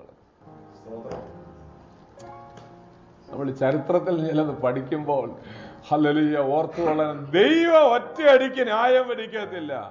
ദൈവ ന്യായവിധി നടത്തി കഴിഞ്ഞു. ഹല്ലേലൂയ. അപ്പോൾ ഞാൻ പറഞ്ഞു വന്നത് ഹല്ലേലൂയ യഹൂദന്റെ ആമേൻ കഷ്ടകാലം അന്നേ തുടങ്ങിയതാണ്. അവരെ ചിതറിച്ചു കളഞ്ഞു. നിങ്ങൾക്കറിയാം ഹല്ലേലൂയ യെരുശലേമിൽ ഒറ്റ യഹൂദൻ കാണരുത്. അങ്ങനെ കണ്ടാൽ അവനെ കൊന്നു കളയണമെന്ന് രാജ്യത്തിൽ നിയമമുണ്ടായി. അതുകൊണ്ടാണ് ഭൂമിയുടെ അറ്റം വരെ ചിതറിച്ചു കളഞ്ഞ് ഇന്ത്യയിൽ വരെ വന്നു, കേരളത്തിൽ വരെ വന്നു. യഹൂദന്മാരെ ദൈവം ആകാശത്തിന്റെ അറുതി വരെ ചിതറിച്ചു കളയുമെന്ന് പറഞ്ഞ ആമേൻ ദൈവത്തിന്റെ ആ കാര്യപരിപാടി ആവർത്തന പുസ്തകത്തിൽ പറഞ്ഞത്, നിന്നെ ആകാശത്തിന്റെ കീഴിലുള്ള സകല ജാതികളിലേക്ക് ഞാന് ചിതറിച്ചു കളയും. ജാതികളോട് നീ ഇടകലർന്നു പോകും. നിന്റെ ജാതി ഏതാണെന്ന് പോലും അറിയാത്ത വിധത്തിൽ നീ ചിതറിപ്പോന്ന് പറഞ്ഞു. അങ്ങനെ ദൈവം ഇനി അവരെ ന്യായം വിധിക്കുമ്പോൾ അവരുടെ കഷ്ടകാലം വരാൻ പോകുകയാണ്. എന്നാൽ നമുക്ക് വളരെ സന്തോഷം തരുന്ന ഒരു വസ്തുത നിങ്ങളത് വായിക്കണം. യെശയ്യാപ്രവചനം 61-ാം അധ്യായം കർത്താവിനെ കുറിച്ചുള്ള വെളിപ്പാടാണ് അവിടെ ഉള്ളത്. 61-ാം അധ്യായം 1-ാം വാക്യം മുതൽ വായിച്ച് 61-1. അഭിഷേകം ചെയ്തിരിക്കൊണ്ട് യഹോവയായ കർത്താവിന്റെ ആത്മാവ് എന്റെ മേലിരിക്കുന്നു. ഹൃദയം തകർന്നവരെ മുറികെട്ടുവാനും തടവുകാർക്ക് വിടുതലും ബദ്ധന്മാർക്ക് സ്വാതന്ത്ര്യം അറിയിപ്പാനും യഹോവയുടെ പ്രസാദ വർഷവും നമ്മുടെ ദൈവത്തിന്റെ പ്രതികാര ദിവസവും പ്രസിദ്ധമാക്കുവാനും ദുഃഖിതന്മാരെ ഒക്കെയും ആശ്വസിപ്പാനും സിയോനിലെ ദുഃഖിതന്മാർക്ക് മതി. ഹല്ലേലൂയ. അവിടെ സുപരിചിതമായ ഭാഗമാണല്ലോ. സ്തോത്രം. ഇനി ലൂക്കോസ് 4:18 വായിച്ച് 18-ാം വാക്യം. ലൂക്കോസ് 4:18. ദരിദ്രന്മാരോട് സുവിശേഷം അറിയിപ്പാൻ കർത്താവ് എന്നെ അഭിഷേകം ചെയ്യുകയാൽ അവന്റെ ആത്മാവ് എന്റെ മേലുണ്ട്. ബദ്ധന്മാർക്ക് വിടുതലും കുരുടന്മാർക്ക് കാഴ്ചയും പ്രസംഗിപ്പാനും പീഡിതന്മാരെ വിടുവിച്ചയപ്പാനും കർത്താവിന്റെ പ്രസാദവർഷം പ്രസംഗിപ്പാനും എന്നെ അയച്ചിരിക്കുന്നു. യെശയ്യാപ്രവചനത്തിലെ ഒരു വാക്യമല്ലേ അടുത്തെഴുതിയിരിക്കുന്നത്? എന്താ വ്യത്യാസം? പറഞ്ഞു മെടുക്കി. സ്തോത്രം. ഹല്ലേലൂയ. തെറ്റല്ല. അല്ല, അങ്ങനെ ആരും സാധാരണ കണ്ടുപിടിക്കത്തില്ല. രണ്ട് വാക്യങ്ങളും ഒരുപോലെ ഇരിക്കുകയാണെങ്കിലും എന്തായാലും ഒരാൾക്ക് ഇത് പ്രയോജനപ്പെടുന്നുണ്ടല്ലോ. ഹല്ലേലൂയ. ഞാൻ പലപ്പോഴും ഓർക്കാറുണ്ട് ഇമ്മാടുന്ന് ഈ വായലയ്ക്കാണോ വല്ലതും പ്രയോജനപ്പെടുന്നു. അപ്പൊ പ്രയോജനപ്പെടുന്നുണ്ട്. സ്തോത്രം. അപ്പോൾ ഇവിടെ പറഞ്ഞിരിക്കുന്നതിൽ നിന്ന് കർത്താവ് ഈ തന്റെ നസ്രേത്ത് പട്ടണത്തിലെ, കഫർനഹൂം പട്ടണത്തിലെ സിനഗോഗിൽ ചെന്ന് യെശയ്യാവിന്റെ പ്രവചനം വായിക്കാൻ വായനക്കാരന്റെ കയ്യിൽ നിന്ന്, അഥവാ ആ സൂക്ഷിപ്പുകാരുടെ കയ്യിൽ നിന്ന് അത് വായിച്ചതിന് ശേഷം പുസ്തകം മടക്കി കൊടുക്കുകയാണ്. മടക്കി കൊടുക്കുമ്പോൾ പറഞ്ഞു, ഈ വചനം വായിച്ചതിനാൽ ഇന്ന് ഇത് നിവർത്തി വന്നെന്ന് പറഞ്ഞ് പുസ്തകം മടക്കി കൊടുത്തു. അങ്ങനെ പുസ്തകം മടക്കി കൊടുത്തപ്പോൾ ഈ വായിച്ച ഭാഗം ഇച്ചിരി തെറ്റായിട്ട് നമുക്ക് തോന്നി. യെശയ്യാപ്രവചനം 61-ാം അധ്യായത്തിൽ പ്രസാദ വർഷവും പ്രതികാര ദിവസവും എന്ന് പറഞ്ഞിരിക്കുന്നു. എന്നാൽ കർത്താവ് ഇവിടെ വായിച്ചപ്പോൾ ഒരു കാര്യം വിട്ടുകളഞ്ഞു. പ്രസാദ വർഷമേ പറഞ്ഞുള്ളൂ. 18-ാം വാക്യം കണ്ടോ? 18-ാം വാക്യം അവിടെ ആമേൻ പ്രസാദ വർഷം. അടുത്ത് പറയുന്നത് പ്രതികാര ദിവസം പറയേണ്ടതായിരുന്നു. കർത്താവ് പറഞ്ഞില്ല. അവിടെ മർമ്മം. പ്രസാദ വർഷം പ്രസംഗിച്ച് കർത്താവ് പോവുകയാണ്. ആരോട്? ഇത് വേണ്ട ദരിദ്രന്മാരോട്. പ്രതികാര ദിവസം പ്രസംഗിക്കാനല്ല കർത്താവിനെ വിട്ടത്. യഹൂദന്മാർക്കും യവനന്മാർക്കും എല്ലാവർക്കും ഒരുപോലെ വിശ്വസിച്ച് പ്രസാദ വർഷമാണ്, കൃപയുടെ സുവിശേഷം ലോകത്തിൽ വിളിച്ചറിയിക്കുന്ന കാലഘട്ടമാണ്. അപ്പോൾ ഇന്ന് നമ്മളിത് വിളിച്ചറിയിക്കുന്നെങ്കിലും ഹല്ലേലൂയ, പ്രധാനമായിട്ടും ആ ഭാഗത്തു നിന്ന് നിങ്ങൾ ഓർക്കണം, ഈ സുവിശേഷം അവസാനിക്കുന്നില്ല. ആമേൻ. ഇന്നത്തെ സുവിശേഷം കൃപയുടെ സുവിശേഷം. സുവിശേഷം എത്ര ഉണ്ടെന്നറിയാമോ? സ്തോത്രം. കൃപയുടെ സുവിശേഷം ഒന്നല്ലേ? ഒന്ന് കൃപയുടെ സുവിശേഷം. അപ്പോസ്തലപ്രവൃത്തി 20-24 എഴുതുന്നവർക്ക് വേണ്ടി വേഗത്തിൽ ഞാനൊന്ന് പറയാം. സുവിശേഷം സ്തോത്രം 5 നമുക്ക് വേണമെങ്കിൽ എഴുതാം. 5 6 എഴുതാം. സ്തോത്രം. അപ്പോസ്തലപ്രവൃത്തി 20-24 ഒന്ന് കൃപയുടെ സുവിശേഷം, 2 ക്രിസ്തുവിന്റെ സുവിശേഷം, മർക്കോസ് 1:1, 3 സമാധാന സുവിശേഷം, ക്രിസ്തുവിന്റെ സുവിശേഷം, മർക്കോസ് 1:1 സമാധാന സുവിശേഷം, എഫേസ്യ ലേഖനം 6:15,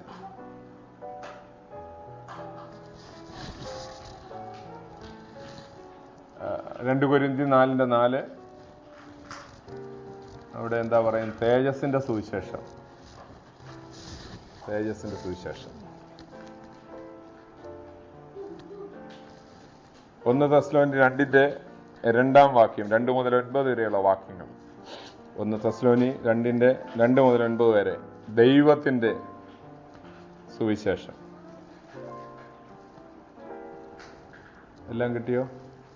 എല്ലാവർക്കും ആയോ? 5 ആയോ? 5 ആയോ?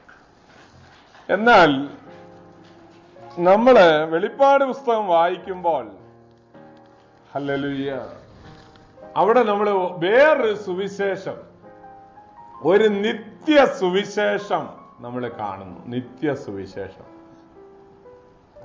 അപ്പോൾ ഈ ആദ്യം ഞാൻ ഈ പറഞ്ഞ 5 സുവിശേഷങ്ങൾ ശ്രദ്ധിച്ചാൽ അതെല്ലാം വളരെ ഒത്തിരി വ്യത്യാസമൊന്നുമില്ല. അപ്പൊ ദൈവത്തിന്റെ സുവിശേഷമെന്നും ക്രിസ്തുവിന്റെ സുവിശേഷമെന്നും തേജസ്സിന്റെ സുവിശേഷമെന്നും എല്ലാം പറഞ്ഞാൽ ഏകദേശം ഒരേ കാര്യം തന്നെയാണ്. ഇപ്പോൾ നമ്മൾ ഈ കേൾക്കുന്ന കൃപയുടെ സുവിശേഷം തന്നെയാണ്. എന്നാൽ നിത്യ സുവിശേഷം അത് വ്യത്യസ്തമാണ്. അതെല്ലാണ് പ്രസംഗിക്കപ്പെടുന്നത്. ഇന്ന് നമ്മളെ സുവിശേഷം പറയുമ്പോൾ ആളുകൾ രക്ഷിക്കപ്പെടുന്നു. 2 വിധത്തിൽ നമുക്ക് രക്ഷിക്കപ്പെടലിന് പഠിക്കാൻ കഴിയും. ഒന്ന്, നമ്മളെ കൃപയുടെ സുവിശേഷം പറയുമ്പോൾ രക്ഷിക്കപ്പെടുന്നു. രക്ഷിക്കപ്പെടുന്നത് എങ്ങനെയാണ്? ഹൃദയം കൊണ്ട് വിശ്വസിക്കുകയും നീതിക്കായി വായ് കൊണ്ട് ഏറ്റു പറയുകയും ചെയ്താൽ രക്ഷിക്കപ്പെടുമെന്ന് പറഞ്ഞു. എന്നാൽ കർത്താവ് പറഞ്ഞു അവസാനത്തോളം സഹിച്ചു നിൽക്കുന്നവൻ രക്ഷിക്കപ്പെടുമെന്ന് പറഞ്ഞു. അയ്യോ, അങ്ങനെയാണെങ്കിൽ ഈ പരിപാടിക്ക് ഞങ്ങൾ ഇറങ്ങത്തില്ലായിരുന്നു. അവസാനത്തോളം സഹിച്ചു നിൽക്കുന്നവൻ, അത് നമ്മുടെ കാര്യമല്ല, നമ്മുടെ കാര്യമല്ല. ഈ യഹൂദനെ ദൈവം ഇങ്ങനെ പീഡ അനുവദിക്കുന്ന സമയത്ത് അവന് കാടുകളിലേക്കും മലകളിലേക്കും ഓടിപ്പോകുന്ന കാലഘട്ടമായിരിക്കും അത്. ദൈവ കോപത്തിൽ കുഞ്ഞാടിന്റെ കോപം തട്ടാതെ വണ്ണം മലകളെ ഞങ്ങളെ മൂടുവിൻ, കുന്നുകളെ ഞങ്ങളെ മറയ്ക്കുവിൻ എന്ന് പറഞ്ഞ് ഓടിപ്പോകുന്ന കാലം. ആമേൻ. വേദപഠിതാക്കൾ അതിനെക്കുറിച്ച് പറയുന്നത്, ഹല്ലേലൂയ, പെട്ര എന്ന് പറയുന്ന ആ സ്ഥലത്ത് ധാരാളം ഗുഹകളുണ്ട്. ആ ഗുഹകളിൽ ആമേൻ ഈ യഹൂദൻ ഓടിച്ചെന്ന് അഭയം പ്രാപിക്കും. അന്തിക്രിസ്തുവിന്റെ കയ്യിൽ നിന്ന് രക്ഷപ്പെടാൻ, അവന്റെ പട്ടാളത്തിന്റെ കയ്യിൽ നിന്ന് രക്ഷപ്പെടാൻ യഹൂദന്മാരെ കൊന്നു മുടിക്കുന്ന കാലം. ഭൂമി ഉണ്ടായത് മുതൽ ഉണ്ടായിട്ടില്ലാത്ത കഷ്ടകാലം എന്ന് കർത്താവ് പറഞ്ഞു. ആ കഷ്ടകാലത്തിൽ ആളുകൾ പീഡിപ്പിക്കപ്പെടുമ്പോൾ ആ പീഡയുടെ അവസാന സമയത്തിൽ ദൈവം ആമേൻ ഈ ആളുകളെ, വിശുദ്ധന്മാരെ തന്റെ സുവിശേഷത്തിനായിട്ട് അയക്കും. അവരാണ് മുദ്രയേൽക്കാതെ നിൽക്കുന്ന 144,000 വെളിപ്പാട് പുസ്തകം 7-ാം അധ്യായത്തിൽ 2 കൂട്ടം ആളുകൾ അവിടെയുണ്ട് മുദ്രയേൽക്കാത്തവർ. ഒന്ന് 144,000, 2 ആമേൻ സകല ഭാഷകളിൽ നിന്നും ഗോത്രങ്ങളിൽ നിന്നും വംശങ്ങളിൽ നിന്നും എണ്ണിക്കൂടാൻ കഴിയാത്ത ബഹുപുരുഷാരം. അവര് യഹൂദന്മാരല്ല, സകല ഭാഷകളിൽ നിന്നും സകല ഗോത്രങ്ങളിൽ നിന്നും വരുന്നവരാണ്. മറ്റൊരു 12,000 മുദ്രയേറ്റവർ 12,000, അങ്ങനെ 144,000 പേര്. അപ്പോൾ അവര് ലോകത്തോട് സുവിശേഷം പറയും. ലോകത്തിന്റെ എല്ലാ സ്ഥലങ്ങളിലേക്കും അവർ ചിതറിപ്പോകുമ്പോൾ അവിടെ ചെന്ന് യേശുവാണ് മശിഹ എന്ന് വിളിച്ചു പറയും. അതുകൊണ്ട് എന്ത് സംഭവിക്കും? അങ്ങനെ പീഡയേറ്റും കൊണ്ട് സുവിശേഷം പറയുന്ന ആളുകളെ അന്ന് കൊന്നുകളയും. അതുകൊണ്ടാണ് പറയുന്നത്, തല ഛേദിക്കപ്പെട്ടവരുടെ ആത്മാക്കളെ ഞാൻ കണ്ടു യാഗപീഠത്തിന്റെ കീഴിൽ ചെന്ന് കാണും. അവരെല്ലാവരും രക്തസാക്ഷികളായിട്ട് മരിക്കേണ്ടി വരും. എന്തെങ്കിലും രക്ഷിക്കപ്പെടാനൊക്കത്തുള്ളൂ. തല കൊടുക്കേണ്ടി വരും. തല പോയാൽ പിന്നെ എന്തൊരു വൃത്തികേടാ. എന്നെ കാണാൻ വല്ലതും കൊള്ളാം. സ്തോത്രം. ഹല്ലേലൂയ. തല കൊടുക്കേണ്ടി വരും. അതുകൊണ്ടാണ് കർത്താവ് പറഞ്ഞത്, അവസാനത്തോളം സഹിച്ചു നിൽക്കുന്നവൻ രക്ഷിക്കപ്പെടും. അല്ല നമ്മുടെ കാര്യമല്ല. അങ്ങനെ നിത്യ സുവിശേഷം 144,000 പേര് പോയി പറയുന്ന സുവിശേഷം. ഇനി ഇതിന്റെ ഏറ്റവും അവസാനത്തിൽ 11-ാം അധ്യായം, വെളിപ്പാട് പുസ്തകം 11-ാം അധ്യായത്തിൽ 2 സാക്ഷികൾ ഇറങ്ങി വരും. അവര് സ്വർഗത്തിൽ നിന്ന് ഇറങ്ങി വരും. ഹല്ലേലൂയ. ഏലിയാവും ഹാനോക്കുമാണ് എന്ന് ഞാൻ വിശ്വസിക്കുന്നു. മോശയാണെന്ന് പറയുന്ന ആളുകളുണ്ട്, ഞാൻ തർക്കിക്കുന്നില്ല. എന്നാൽ മോശ അല്ല, ഹാനോക്കാണ് വരുന്നത് എന്ന് പറയാൻ കാരണം, ദൈവവചനത്തിൽ 2 പേർ മാത്രമേ മരണം കാണാതെ എടുക്കപ്പെട്ടു. മരണം കാണാതെ എടുക്കപ്പെട്ടവർ ഏലിയാവും ഹാനോക്കുമാണ്. മരണം ദൈവം എല്ലാവർക്കും വെച്ചിരിക്കുന്നതാണ്. അവർ വരികയും വേണം, അവർ മരിക്കുകയും വേണം. എബ്രായലേഖനം 9:27 പറയുന്നത്, ഒരിക്കൽ മരിക്കുകയും പിന്നെ ന്യായവിധിയും ദൈവം മനുഷ്യർക്ക് നിയമിച്ചിരിക്കുക. അത് ദൈവത്തിന്റെ നിയമം, അത് മാറ്റാനും നോക്കത്തില്ല. അവരുടലോടെ അങ്ങ് പോയെങ്കിലും അവിടെ ഉണ്ടെന്നുള്ളതിന്റെ തെളിവാണ് നമ്മൾ സക്രിയ പ്രവചനം 4-ാം അധ്യായത്തിൽ പഠിക്കാൻ കഴിയുന്നു. ആമേൻ. അവന്റെ സന്നിധി നിൽക്കുന്ന 2 ഒലിവ് വൃക്ഷങ്ങൾ, ആ ഒലിവ് മരത്തിൽ നിന്ന് ആ വിളക്ക് തണ്ടിലേക്ക് അവരുടെ അഭിഷേകം ഇങ്ങോട്ട് ഒഴുകി ആ വിളക്ക് കത്തിക്കൊണ്ടിരിക്കുക, സ്വർഗത്തിൽ കത്തിക്കൊണ്ടിരിക്കുക. യജമാനൻ അറിയുന്നുവല്ലോ, ഇവരെ അറിയുന്നുവല്ലോ എന്ന് പറഞ്ഞപ്പോൾ പറയുന്നത് 2 അഭിഷിക്തന്മാരാണ്. അവരേകദേശം ഹല്ലേലൂയ 10,500 വർഷമായിട്ട് അങ്ങനെ നിൽക്കുക. ഹാനോക്കൊക്കെ സ്തോത്രം. ഭൂമിയിലല്ലെന്നുള്ളതേ ഉള്ളൂ, സ്വർഗത്തിൽ ജീവിച്ചിരിക്കുകയാണ്. ഇവിടുത്തെ ഈ മോർട്ടൽ ബോഡി കൊണ്ട് സ്വർഗത്തിലും ജീവിക്കാന്നുള്ളതിന്റെ തെളിവ് കൂടെയാണ്. അല്ലേ? സ്തോത്രം. ഇവിടെ കുതിര ഉള്ളതുപോലെ തന്നെ സ്വർഗത്തിലും ഉണ്ട് കുതിര. ഇവിടെ ആഹാരം ഉള്ളതുപോലെ തന്നെ സ്വർഗത്തിലും ആഹാരമുണ്ട്. അതുകൊണ്ടല്ലയോ ഏലിയാവ്. നമുക്കൊക്കെ അതുകൊണ്ടാണ് ഇടയ്ക്കൊക്കെ ഈ സച്ചിന് ബോളടിച്ച കാര്യമൊക്കെ ചിന്തിച്ചുകൊണ്ടിരിക്കാതെ സ്വർഗത്തെ കുറിച്ച് ഇടയ്ക്കിടയ്ക്കൊക്കെ ധ്യാനിക്കുകയും ചിന്തിക്കുകയും ഒക്കെ ചെയ്താൽ നമ്മൾ ഇരിക്കുന്നിടത്തോന്ന് ഇങ്ങനെ പൊങ്ങി പോന്ന പോലെ തോന്നും. അതെ അതെ അതെ, സ്വർഗത്തിലെ അടയായതുകൊണ്ടാണ്. ഇവിടുത്തെ കോംപ്ലാനും കംപ്ലീറ്റും ഒക്കെ അടിച്ചിട്ട് പിന്നെയും എഴുന്നേറ്റ് നടക്കാൻ വയ്യ. എന്നാൽ 40 ദിവസവും 40 രാവും 40 പകലും ഹല്ലേലൂയ ആമേൻ ദൈവത്തിന്റെ പർവ്വതമായ ഹോരേബോളം നടക്കത്തക്കവണ്ണം ഓടത്തക്കവണ്ണം ആഹാബ് രാജാവിന്റെ രഥത്തിന്റെ മുമ്പിൽ പോകത്തക്കവണ്ണം ശക്തി സ്വർഗത്തിലെ അടയ്ക്കുണ്ടായിരുന്നു.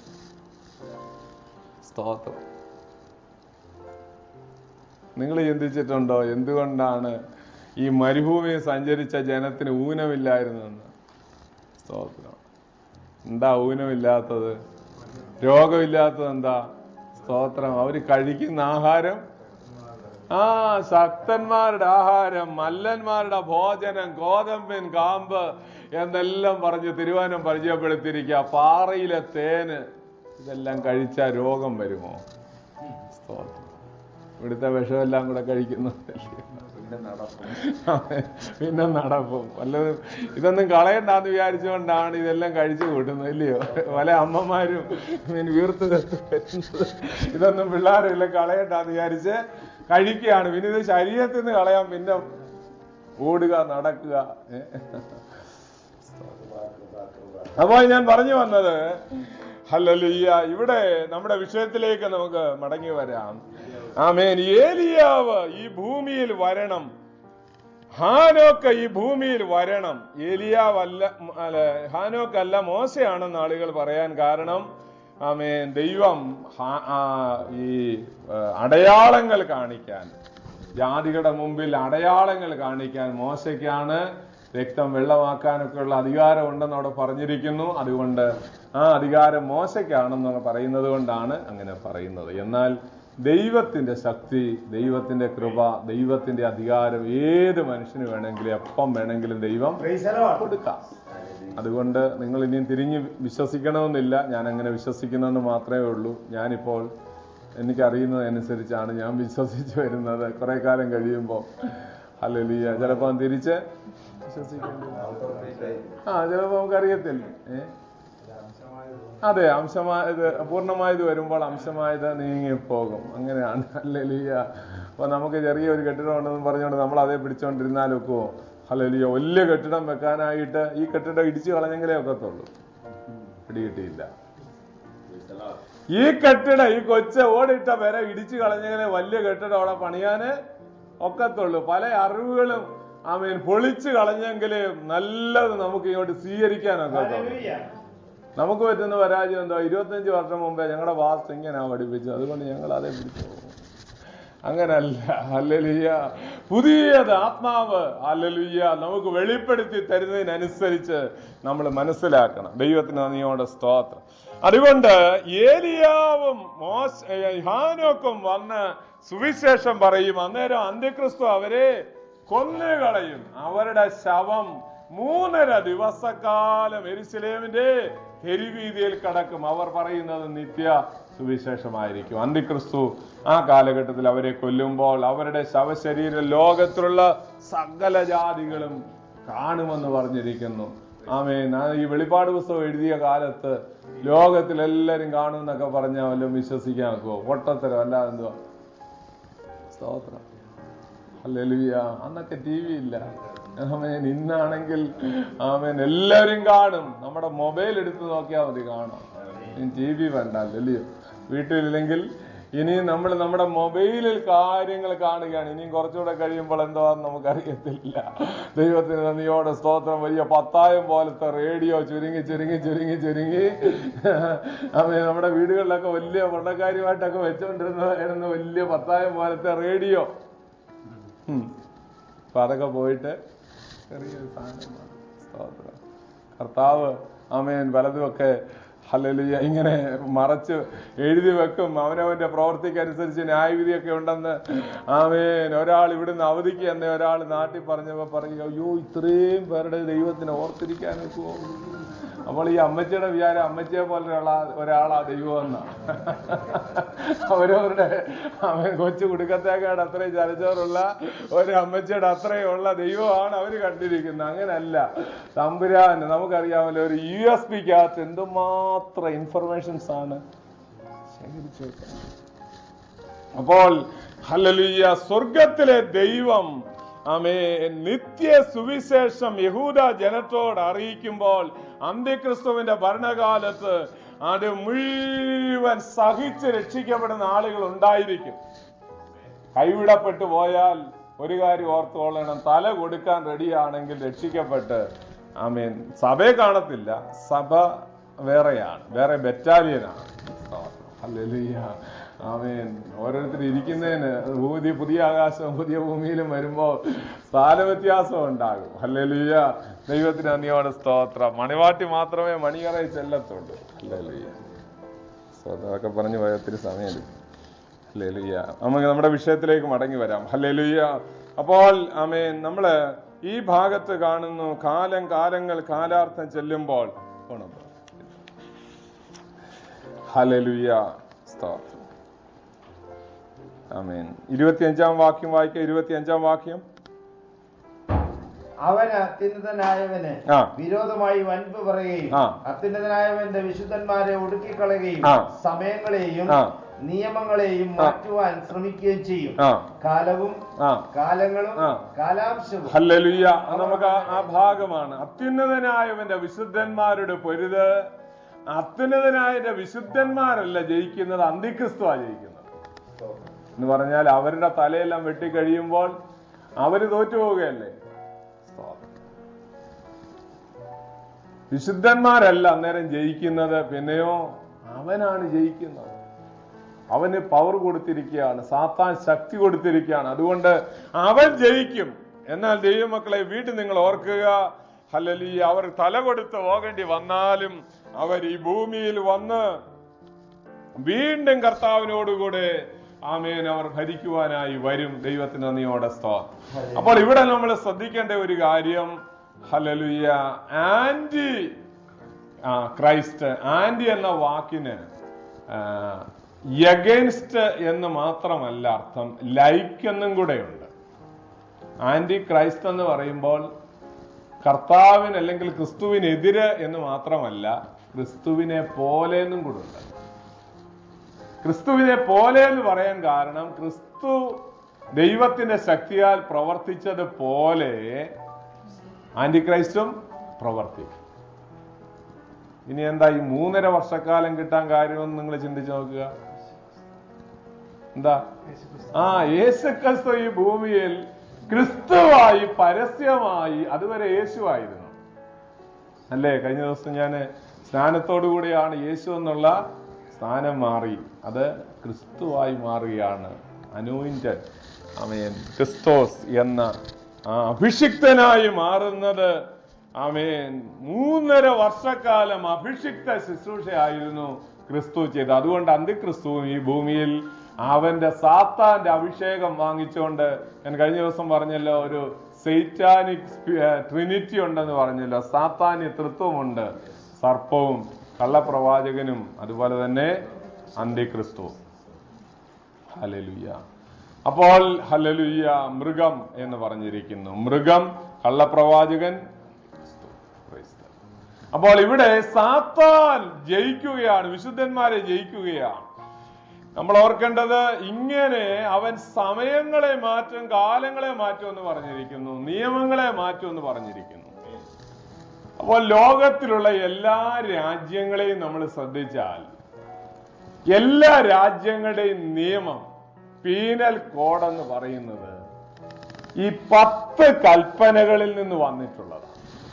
കൊല ചെയ്യരുതെന്നും വ്യഭിചാരം ചെയ്യരുതെന്നും മോഷ്ടിക്കരുതെന്നും എല്ലാം വന്നിരിക്കുന്നത് 10 കൽപ്പനയിൽ നിന്നാണ്. അത് ബൈബിളിൽ നിന്നാണ്, അതായത് മോശയുടെ കൽപ്പനയിൽ നിന്നാണ്. ഹല്ലേലൂയ. നമ്മള് ഈ എഴുത്ത് ഒക്കെ കണ്ടുപിടിച്ച കാലഘട്ടങ്ങളിൽ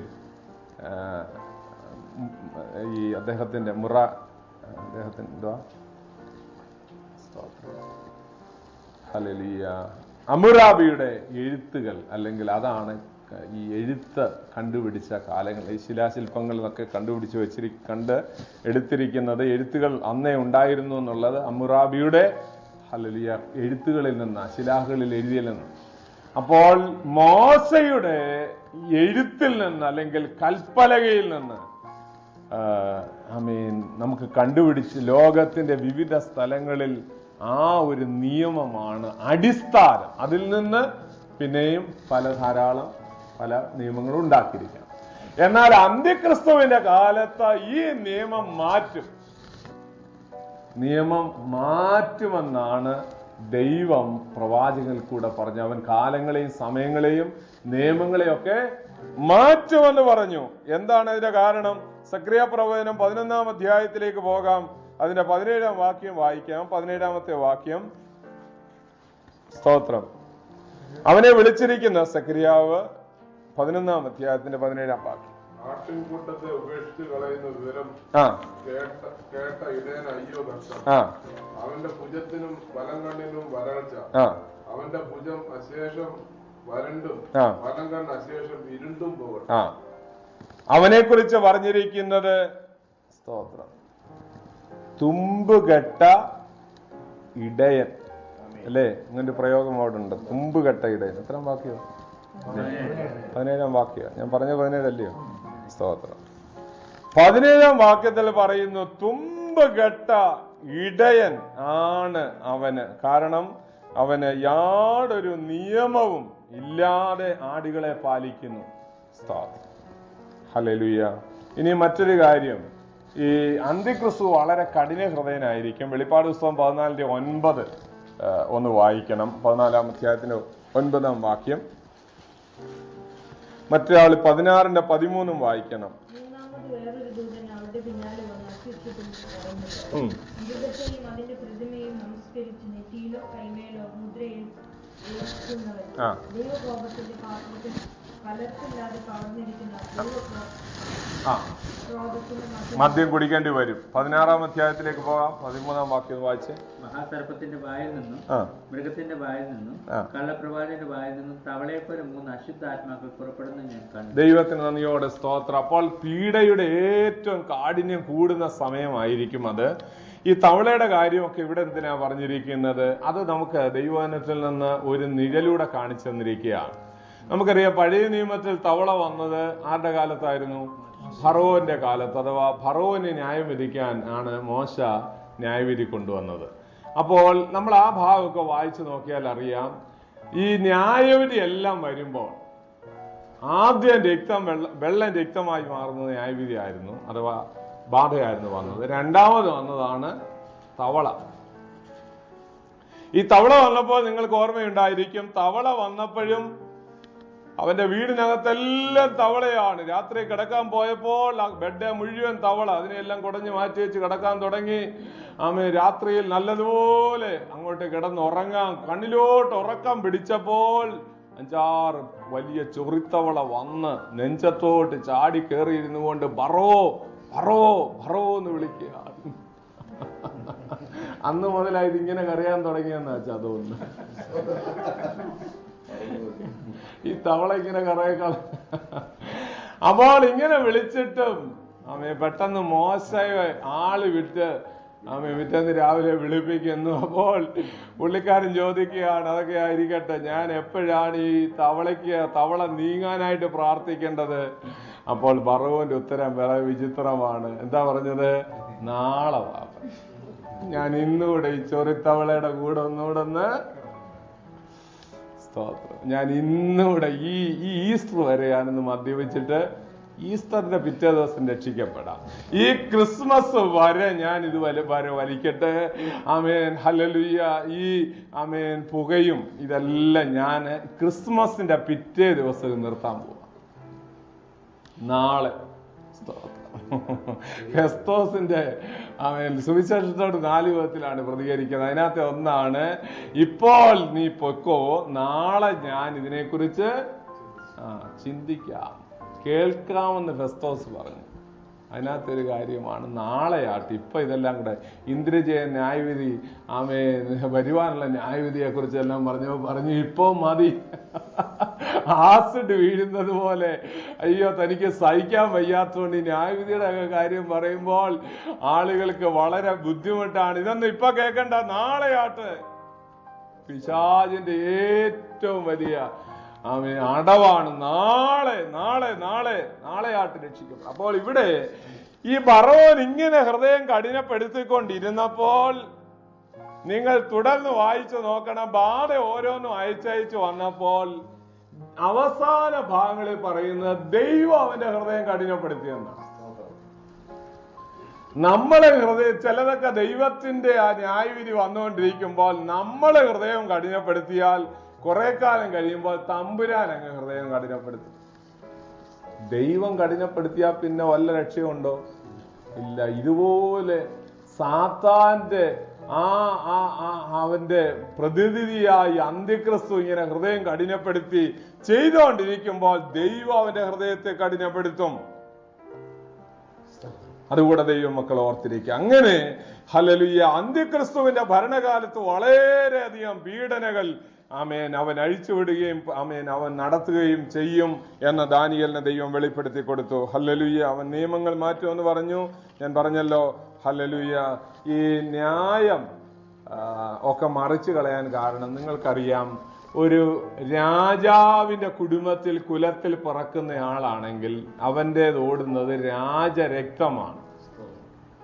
അവന് പെട്ടെന്ന് ആ ട്രഡീഷണൽ ആയിട്ടുള്ളതൊന്നും എടുത്ത് പെട്ടെന്ന് കളയാനൊക്കത്തില്ല. എന്നാൽ ഇവിടെ അന്ത്യക്രിസ്തു ഒരു രാജാവായിട്ട് വരുമെന്നല്ല നമുക്ക് തിരുവനന്തപുരത്തിൽ പഠിക്കാൻ കഴിയുന്ന. പിന്നെയോ 10 കൊമ്പുകളിൽ നിന്നൊന്ന് മുളച്ചു വരികയാണ്. ഇവൻ ഇങ്ങോട്ട് അവരുടെ ഇടയിൽ നിന്ന് വരികയാണ്. അതുകൊണ്ട് ഇവനൊരു രാജരക്തമില്ല. അതുകൊണ്ട് നിയമങ്ങൾ ഒരു മടിയും കൂടാതെ ഇവ മുഴുവൻ മറിച്ചു കളയും. ഹല്ലേലൂയ. അന്നത്തെ കാലത്ത് ജീവിച്ചിരിക്കാതെ വണ്ണം സ്തോത്രം. കർത്താവേ, ഇവിടെ ഒന്നും കിട്ടിയില്ലേലും അങ്ങ് പോകാൻ കൃപ നൽകണേ എന്ന് പ്രാർത്ഥിച്ചോണം. ഹല്ലേലൂയ. അപ്പോൾ ശ്രദ്ധിച്ച് ഇനിയും ഈ 26-ാം വാക്യം ഒന്ന് വായിച്ചു. 26-ാം വാക്യം 7-ാം അധ്യായത്തിന്റെ 26-ാം വാക്യം. ന്യായവിസ്താര സഭ ഇരുന്നു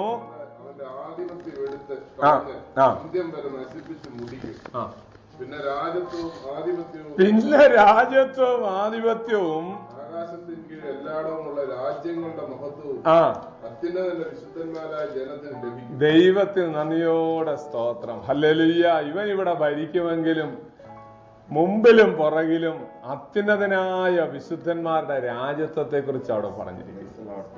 27-ാം വാക്യത്തിൽ നമ്മൾ വായിക്കുന്നത് നമ്മളെ സിംഹാസനത്തിൽ നിന്ന് ഭരിക്കുന്ന കാര്യമാണ്.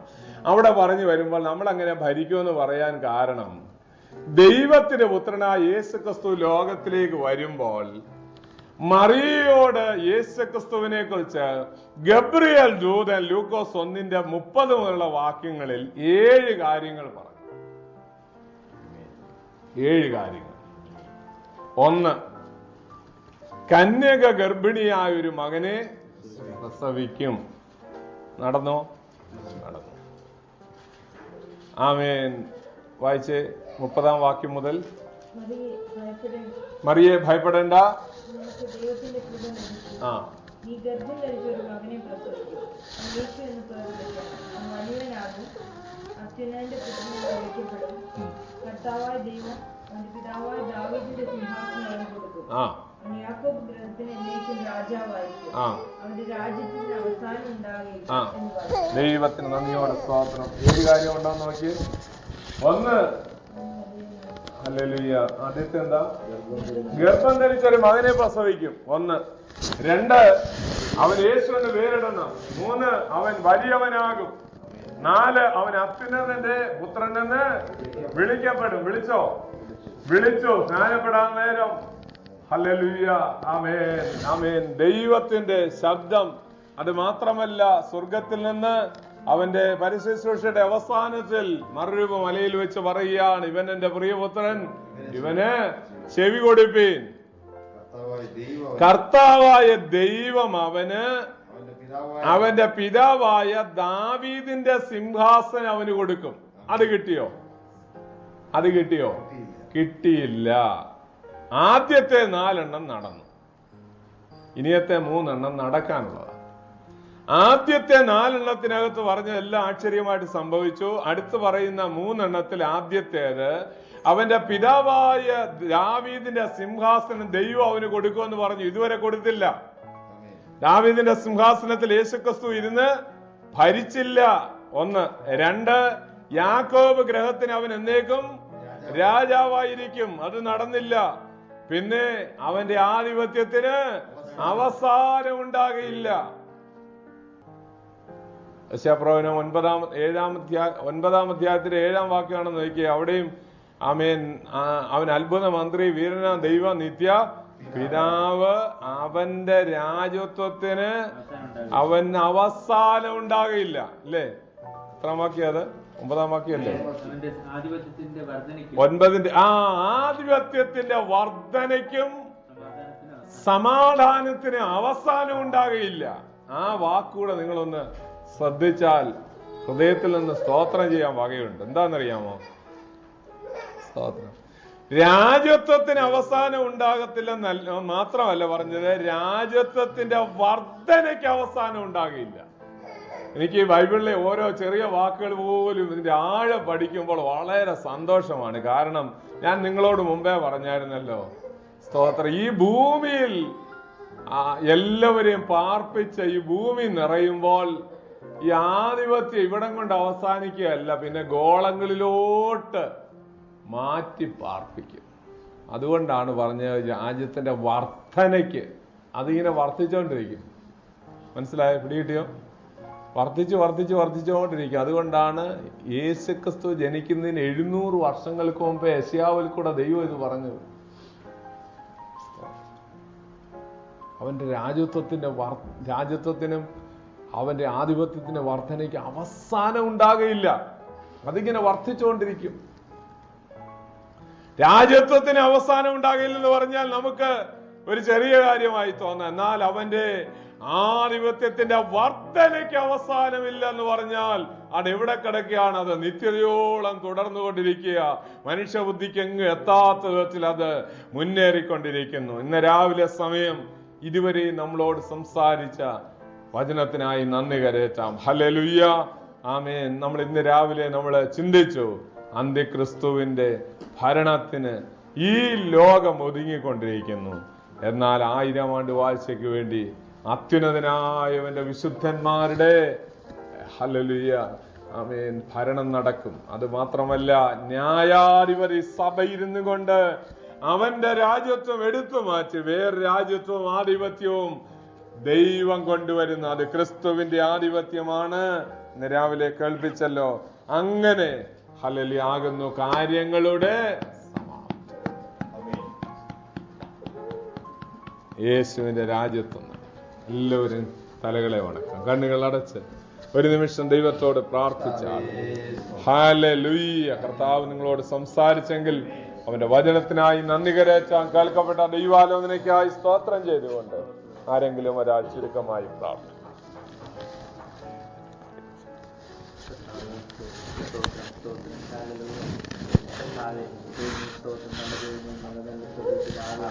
കർത്താവേ, നല്ല സമയത്ത് ഞങ്ങളെ സ്തുതിക്കുന്ന കർത്താവേ, അനുഗ്രഹിക്കപ്പെട്ട സമയം ഞങ്ങൾക്ക് തന്നു കർത്താവേ, സ്തോത്രം കർത്താവേ. അപ്പൊ കർത്താവേ, ഞങ്ങൾ കടന്നു വന്ന ഞങ്ങളുടെ സന്നിധി മുട്ടുമടക്കിയ സമയം കർത്താവേ, ഞങ്ങളുടെ ഇടയിൽ വ്യാപരിച്ചുകൊണ്ടിരുന്ന വലിയ ദൈവ സാന്നിധ്യത്തിൽ ഞങ്ങൾ നന്ദി പറയുന്നു കർത്താവേ.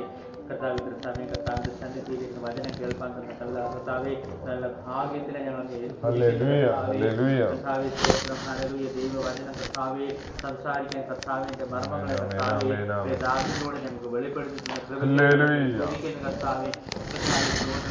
ലോകത്തിൽ നടക്കാനിരിക്കുന്ന കർത്താവെ, ഞങ്ങൾ കർത്താവെ സ്തോത്രം മനസ്സിലാക്കി തന്നതിനാൽ ഞങ്ങൾ സ്തുതിക്കുന്ന കർത്താവെ. അപ്പൊ കർത്താവെ, അങ്ങയുടെ വലിയൊരു കർത്താവെ രാജ്യം ഉടനെ ഉണ്ടെന്ന് കർത്താവെ, അങ്ങ് രാജാവ് വാഴുന്ന ഒരു കാലമുണ്ടെന്ന് ആമേൻ. ഞങ്ങൾ അറിയുന്ന പിതാവേ, സ്തോത്രം ചെയ്യുന്ന കർത്താവേ. അപ്പ കർത്താവ് അതിനു വേണ്ടി ഒരുങ്ങുവാൻ കർത്താവേ, ഞങ്ങളെ തന്നെ താഴ്ത്തി ഏൽപ്പിച്ച് പ്രാർത്ഥിക്കുന്ന പിതാവേ. കർത്താവേ സ്തോത്രം, കർത്താവേ സ്തോത്രം. എല്ലാവരും കർത്താവേ സ്തോത്രം. ഈ ന്യായവിധിയിൽ നിന്ന് കർത്താവ് വിട്ടൊഴിഞ്ഞിരിപ്പാൻ തക്കവണ്ണം കർത്താവേ, അങ്ങയുടെ രാജ്യത്തിലേക്ക് കർത്താവേ സ്തോത്രം കർത്താവേ.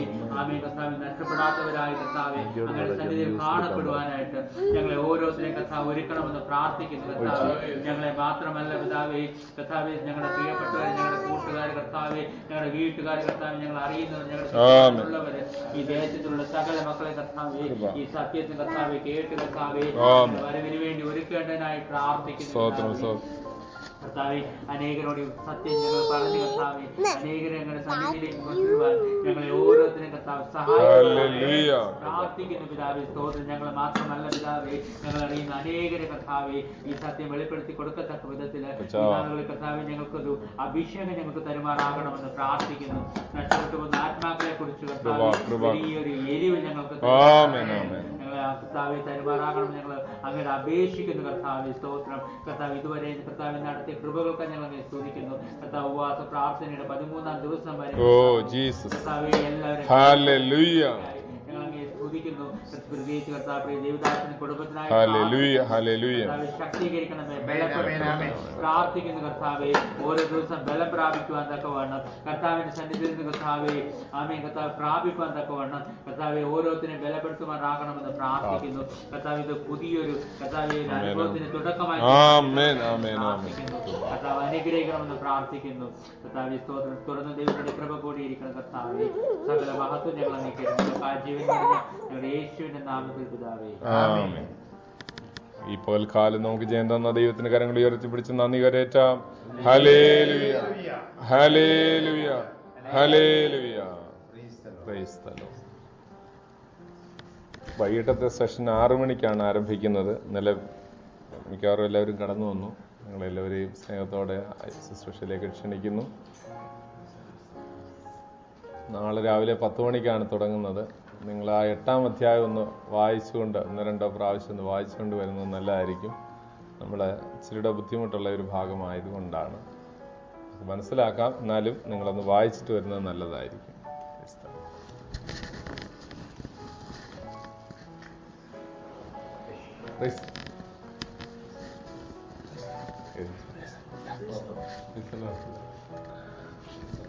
മറ്റേ